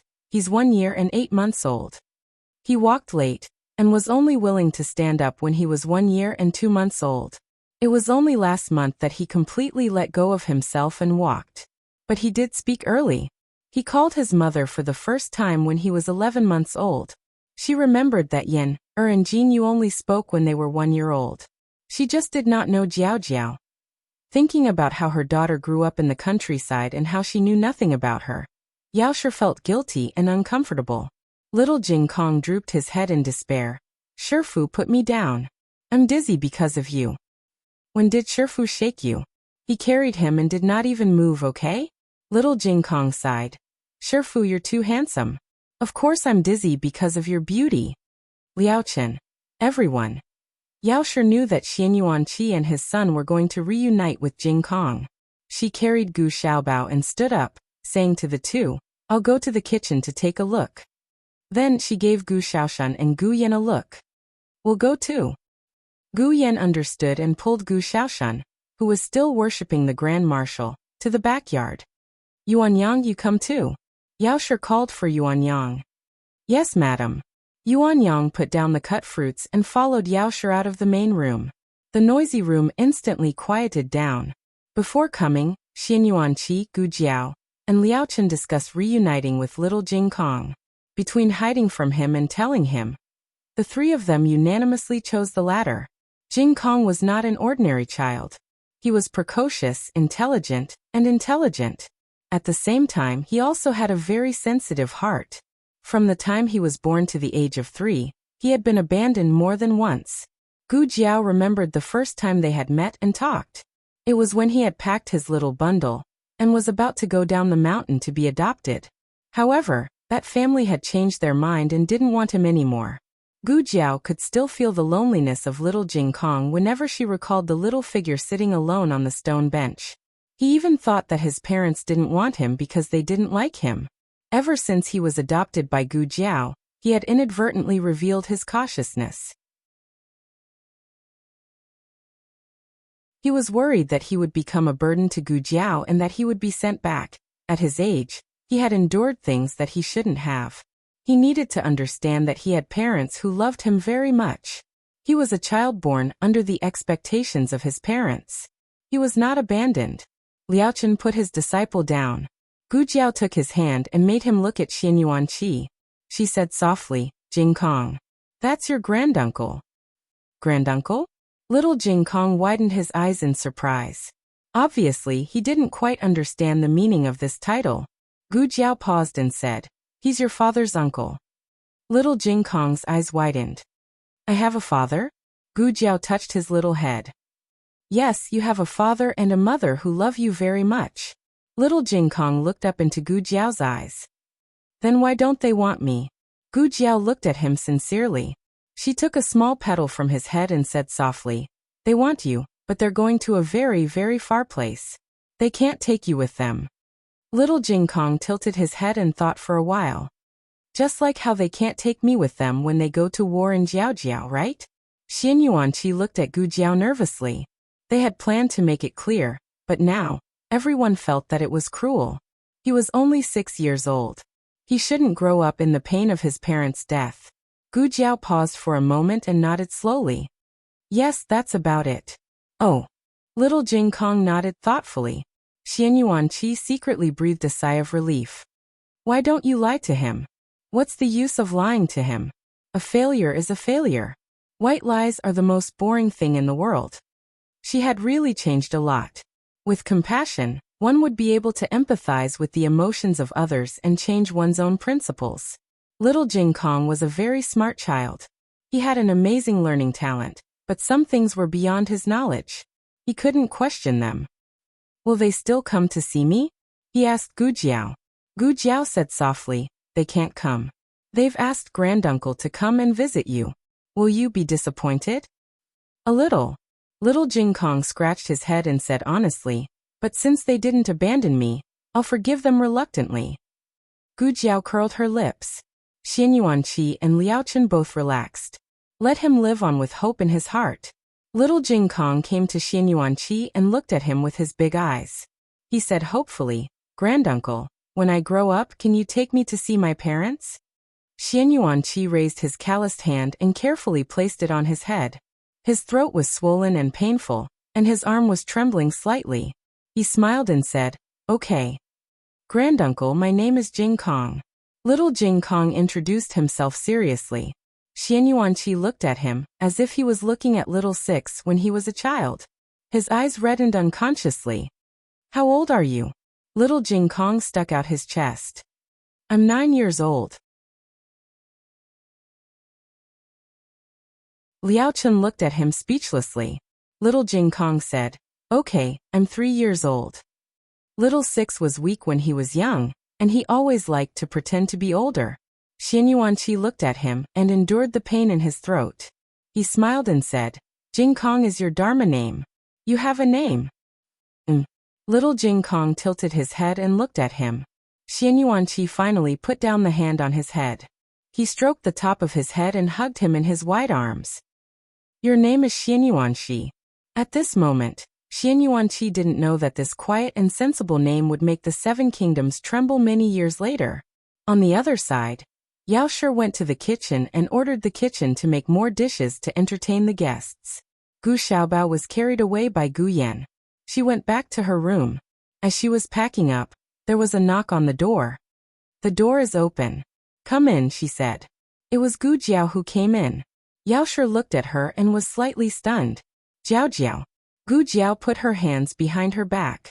She hesitated for a moment and walked to her side. She wanted to say something but stopped. Yao Shi glanced at her and lowered her eyes. Smiling, she said, Are you going to leave after eating? She continued to fold clothes. The light was dim, and it was difficult to see whose clothes she was folding. She calmed herself down and endured the bitterness in her heart. She said, "It's okay. Mother knows." "I think you might not know." "What?" "I didn't go to the palace because I wanted to bring them to see Jing Kong." Gu Jiao pursed her lips. "I wanted to see you." Yao Shi was shocked and looked at her daughter in disbelief. Gu Jiao raised a hand and pointed at her heart. "Here. Want." Yao Shi's eyes reddened. She always felt that her daughter was very distant from her. It was not that her daughter did not treat her well, but there seemed to be an invisible barrier between them. She tried to get closer to her daughter. She could feel her daughter's kindness towards her, but she could not enter her daughter's heart. Until now, her daughter had never called her mother. Just now, when she was introducing herself to Grand Marshal Xianyuan, her daughter was stuck. She knew that her daughter could not call her mother, but she did not want to call her madam in front of outsiders and embarrass her. Yao Shi had comforted herself before. Her daughter did not rely on her because she had never raised her daughter. She could silently endure this loneliness. Even if she never called her mother, it was fine. But just now, her daughter said that she missed her. She could no longer suppress her feelings. Tears welled up in her eyes. "Jiao Jiao, mother doesn't know what to do. I don't know how to make you call me mother." "Mother," Gu Jiao called her. Yao Shi looked at Gu Jiao in disbelief. She was completely stunned. "It's not that I don't like you," Gu Jiao said. "I had a bad experience, so I can't call you that." "What bad experience?" Yao Shi's heart clenched. She thought of Gu Jinyu's birth parents. "It's not third Gu and his wife." Gu Jiao did not want to say more. "All right, mother won't ask." Yao Shi choked with tears. "Then why is it okay now?" Gu Jiao said. "I don't know, but it's okay." The unbearable past from her previous life seemed to be being healed by something. Was it Jing Yining? Was it Gu Jiao's mother? Or was it her who had been abandoned as a monster by no one after losing control? She could not answer. Human emotions were too complicated. She could not understand them. But she did what her intuition told her. She did not know if she was doing the right thing. "Then, do you like it when I call you that?" Gu Jiao sat on the stool. She did not move at all except for her eyes. The young killing god who had caused people to tremble with fear on the battlefield was now like a child waiting for the right answer. Yao Shi laughed. Her tears turned into laughter. She walked over and pulled her daughter into her embrace. "I like it. Mother likes it very much. Can you call me mother again?" Gu Jiao was hugged tightly by her, and one of her cheeks was pressed into a pulp. She pouted and said, "Mother." This was the most beautiful voice in the world. Yao Shi's heart melted. All of her pain was healed. She smiled through her tears and hugged her daughter even tighter. "Hey! Again, say it again." Gu Jiao, whose small mouth had been squashed out of shape. Sheep. Digression, Yao Shi. This book's newest chapter is not finished yet. For more exciting content, please scan the QR code below to download the app. Novels are updated even faster. Millions of novels are free to read. Novels with content that cannot be found online are all available here. https://www.zhbqg.com/89642_8964226/10501444. HTML Genius memorized this website's address in 1 second. www.zhbqg.com BKGE's mobile reading website. zhbqg.com.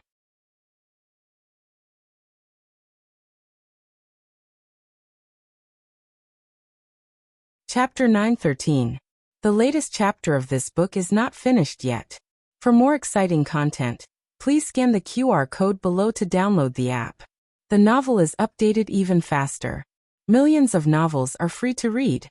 There are all kinds of novels that can't be found online. Granny Zhou's family was going to celebrate their birthday in a few days. They bought rice, flour, and spices, and Xiaoheng helped them move it in. Coincidentally, they bumped into Granny Zhou's grandson revising his homework. The child didn't know how to read and write some words, so Xiaoheng taught him. When he returned home, the children went to the backyard to play. Xian Yuanqi also went to the backyard to enjoy the joy of being with his family in Jingkong. Although his son was not bad, he was already past the age of cuteness. How could he be as fun as little Jingkong? Gu Jiao was tidying up her clothes in the east room. She neatly spread the beautiful dresses all over the bed. When Xiao Heng entered the room, she was admiring her clothes one by one. She looked like she was enjoying herself, and she was also a little proud. Xiao Heng came to her side and looked at her in amusement. What happened? Why are you so happy? As he said that, his gaze fell on the clothes on the bed, and he exclaimed, "Where did you get all these clothes?" Gu Jiao raised her eyebrows and said, "My mother made them." Xiao Heng smiled in surprise. You called her mother? Gu Jiao blinked. Yes. Does this girl know how to be shy? Xiao Heng couldn't hold back and laughed out loud. What are you laughing at? Gu Jiao asked sternly. Xiao Heng cleared his throat. Ahem, it's nothing. You're cute. Of course, Xiao Heng wasn't laughing just because he was amused by her. There was another very important reason. He was happy for her from the bottom of his heart. He didn't know what she had experienced to have such a barrier in her heart. But no matter what, she had overcome it today. In reality, Xiao Heng knew that these clothes had been made for her by Yao Shi. They had left the capital in the 3rd month of the previous year, and it was now the 5th month. For an entire year and 2 months, Yao Shi had not seen Gu Jiao. But Yao Shi did not miss Gu Jiao for a single day. When she had nothing to do, she would make clothes for Gu Jiao. She did not make much for Gu Xiaobao. These were only the best that Yao Shi had carefully selected. There were also many that Yao Shi did not think were good enough, and did not take them out. After Gu Jiao showed her clothes to Xiao Heng, she sat on the edge of the bed and folded them one by one. Xiao Heng sat on the other side of the bed and handed her clothes. As he handed her clothes, he said, I have good news and bad news for you. Which one do you want to hear first? All right, Gu Jiao said. It seemed that this girl was really happy tonight. Otherwise, based on her usual personality, she would have heard the bad news first. Xiao Heng was affected by her mood and his lips unconsciously curled up. The good news is that our wedding date has been brought forward. We don't have to wait until the 10th month. Gu Jiao stopped folding the clothes and looked at him with surprise. Xiao Heng said, Uncle Emperor changed it to the 18th of next month. He did not have time to announce it to the public. The reason is that the Empress Dowager of Zhao is ill, and needs a wedding to drive away the bad luck. So the marriage between the two countries was brought forward. Gu Jiao, Great Aunt, you're also being naughty. Empress Dowager Zhuang, who had been provoked by Marquis Xianping showing off his daughter all day, finally gave up on her principles. She wanted a little great-grandchild. Now immediately, Xiao Heng gently looked at her and said, But don't worry. It's just that the date has been brought forward. The wedding will not be simple. In fact, Princess Xinyang had been preparing for the wedding since the beginning of the 1st month. Everything was ready. Xiao Heng saw that she was silent and said, Of course, if you don't want to bring it forward, I'll have someone change the date. Gu Jiao said seriously, It doesn't matter whether it's brought forward or not.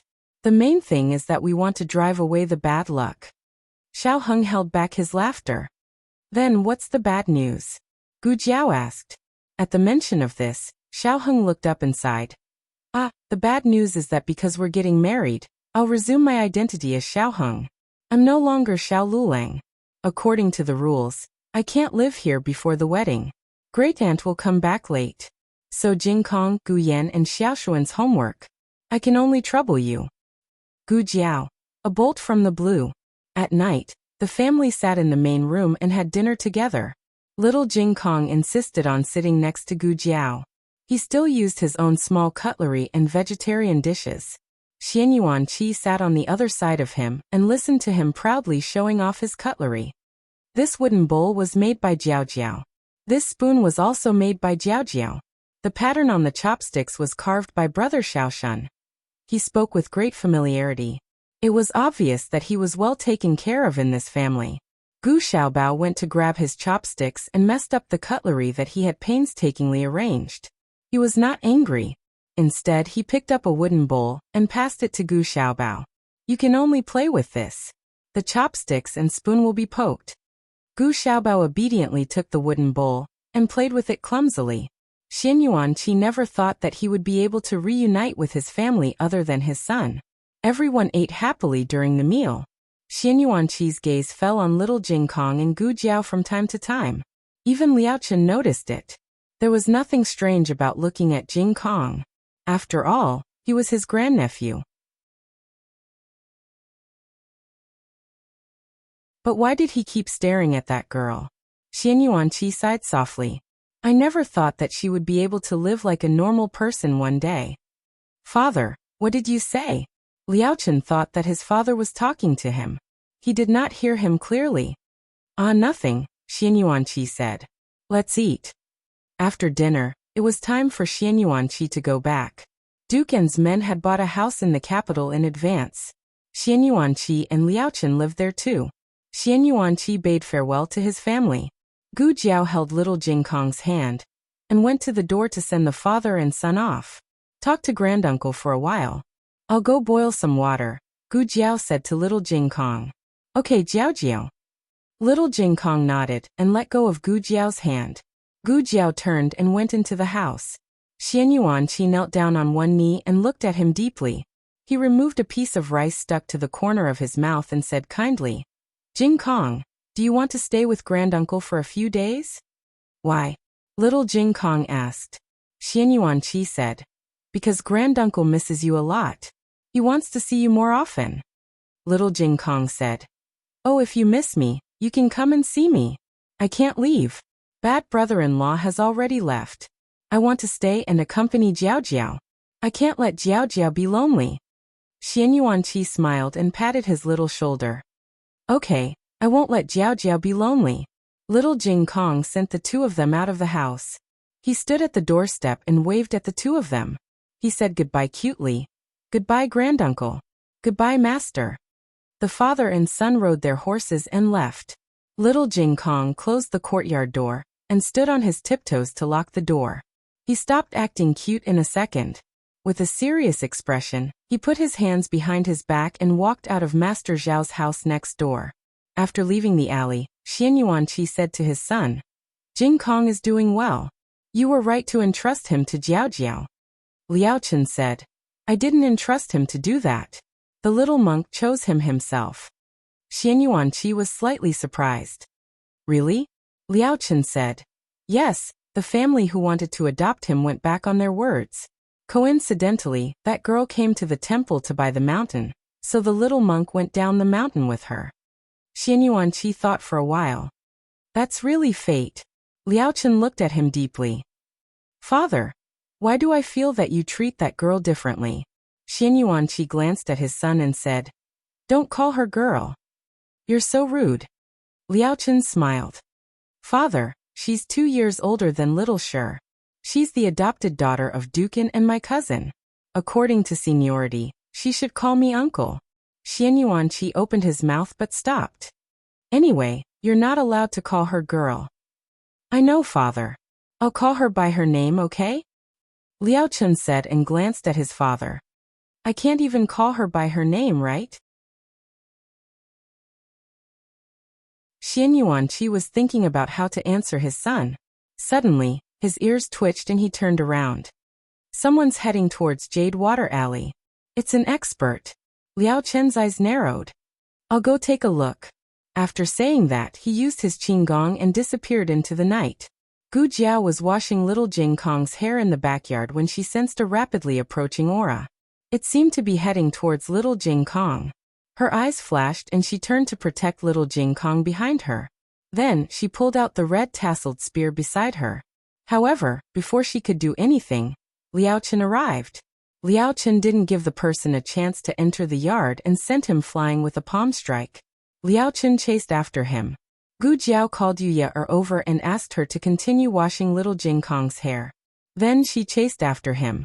Liao Chen cornered his opponent in the opposite alley, and the two sides began to exchange blows, fighting fiercely. However, the other party's skills were not as good as Liao Chen's. Liao Chen slapped him again and sent him flying into the wall behind him. Liao Chen looked at him coldly. Who are you? What's your purpose? The other party clutched his aching chest and didn't answer him. Instead, he gritted his teeth and said angrily, You're taking advantage of me. If I were at my peak, I wouldn't lose to you. Gu Jiao came to Liao Chen's side and stared at him. She said in surprise, It's you? The latest chapter of this book is not finished yet. For more exciting content, please scan the QR code below to download the app. Novels are updated at a faster rate. Millions of novels are free to read.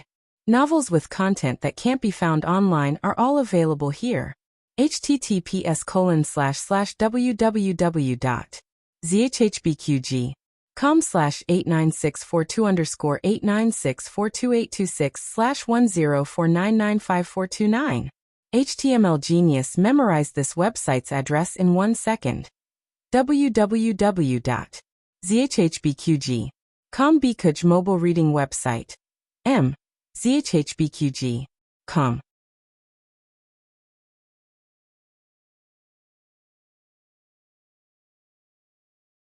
Chapter 914.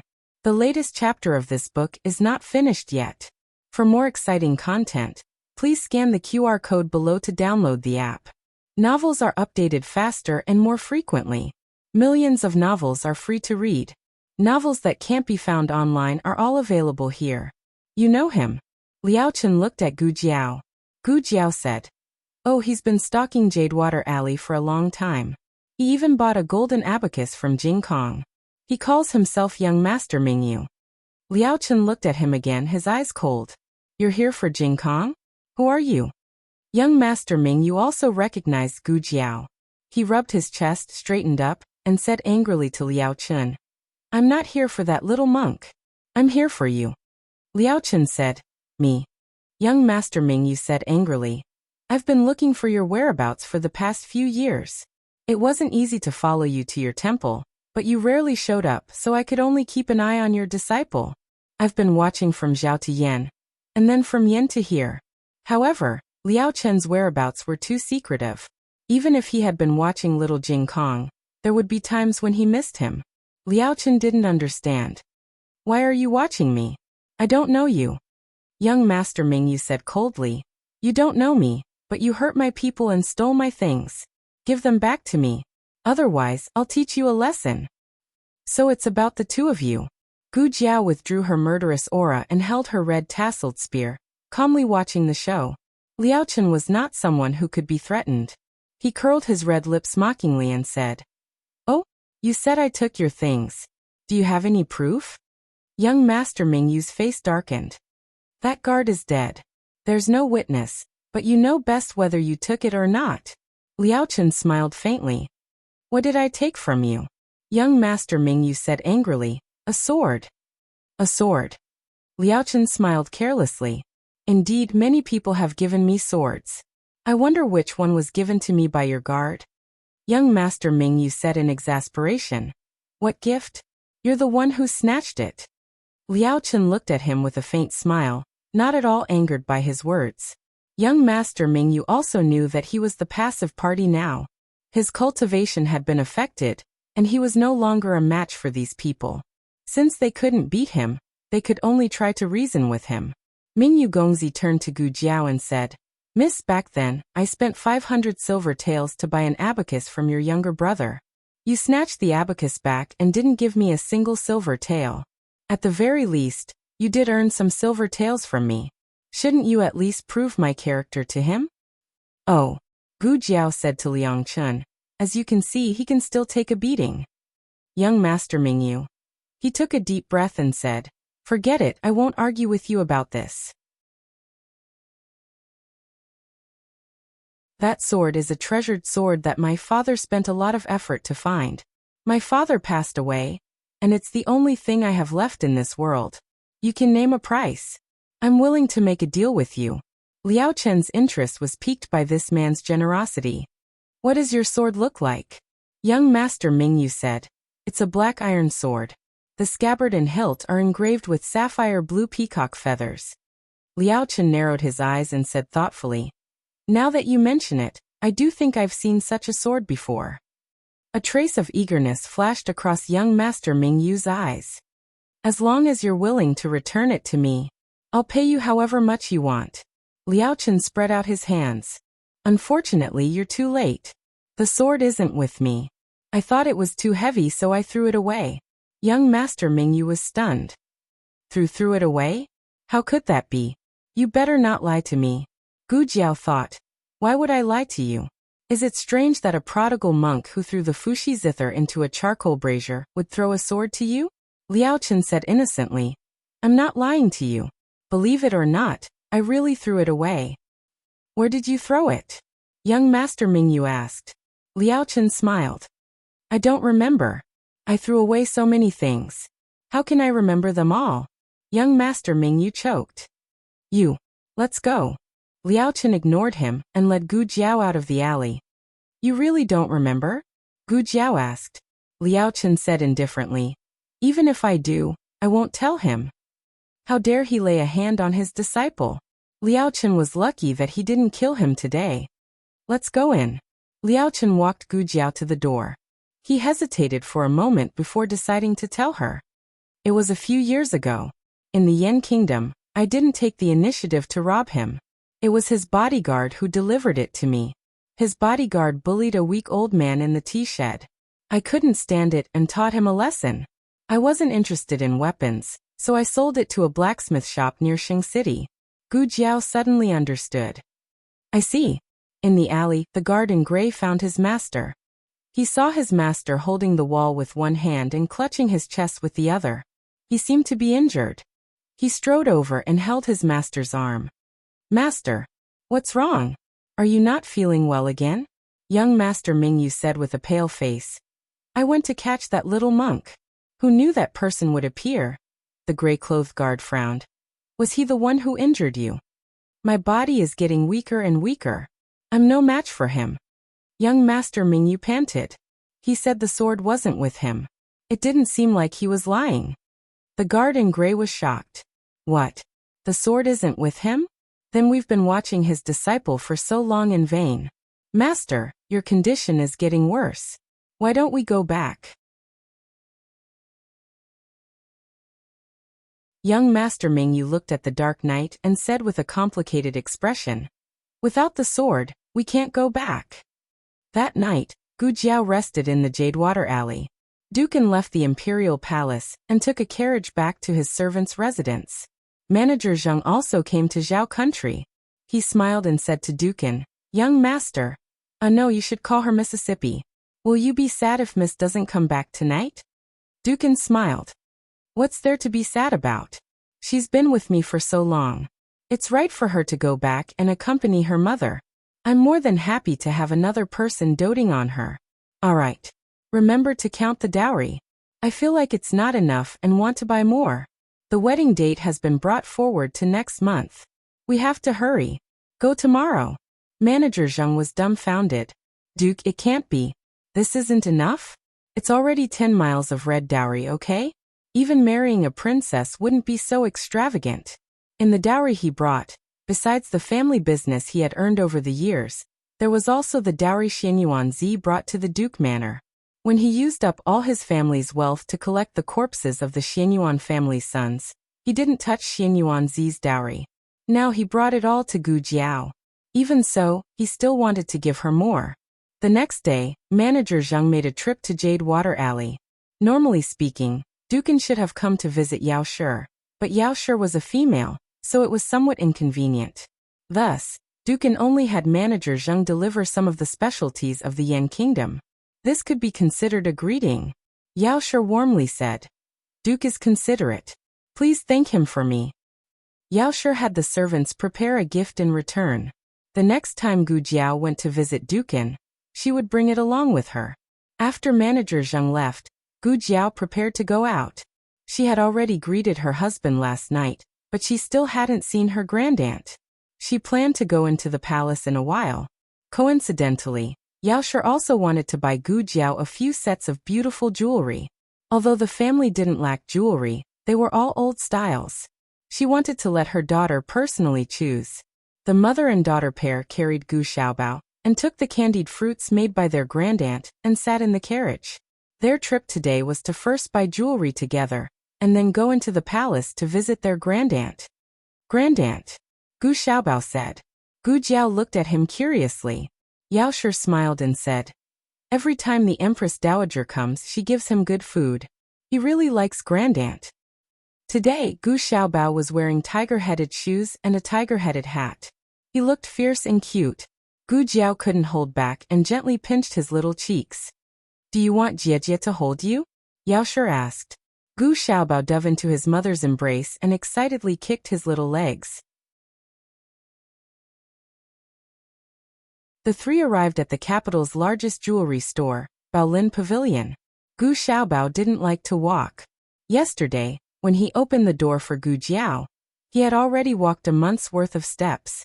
Yao Shi wanted to put him on the ground, but he curled up his little legs and refused to let his feet touch the ground. Yao Shi had no choice but to hold him in her embrace. Gu Jiao was engaged and wore a veil according to the capital's custom. Her birthmark was covered, but her eyes were so beautiful that people couldn't look away. However, when her veil was blown up by the wind, revealing the red birthmark on the left side of her face, everyone immediately shook their heads in disappointment. Yao Shi frowned and held her daughter's hand. Gu Jiao said, I'm fine. She was already used to these gazes. Yao Shi took a deep breath and said, it was right to bring forward the wedding date. The chastity mark was about to fall off soon. What? Gu Jiao asked. Yao Shi's eyes flashed and she smiled. I'm saying, it's good that your wedding date was brought forward. Just as she said this, a servant girl came from the side and called out to Yao Shi, Madam. Yao Shi stopped in her tracks and looked over with Gu Jiao. The servant girl came in front of her and respectfully bowed. It's really you. The young master also came. Gu Xiaobao's face was cold. The newest chapter of this book is not finished yet. For more exciting content, please scan the QR code below to download the app. Novels are updated even faster. Millions of novels are free to read. Novels that can't be found online are all available here. https://www.zhbqg.com/89642_896428226/1049944484. HTML Genius memorized this website's address in 1 second. www.zhbqg.com Bikugo mobile reading website. zhbqg.com. You're tuning in to the Earbook Haven YouTube channel. Don't forget to subscribe and join us on this journey to catch the most captivating stories.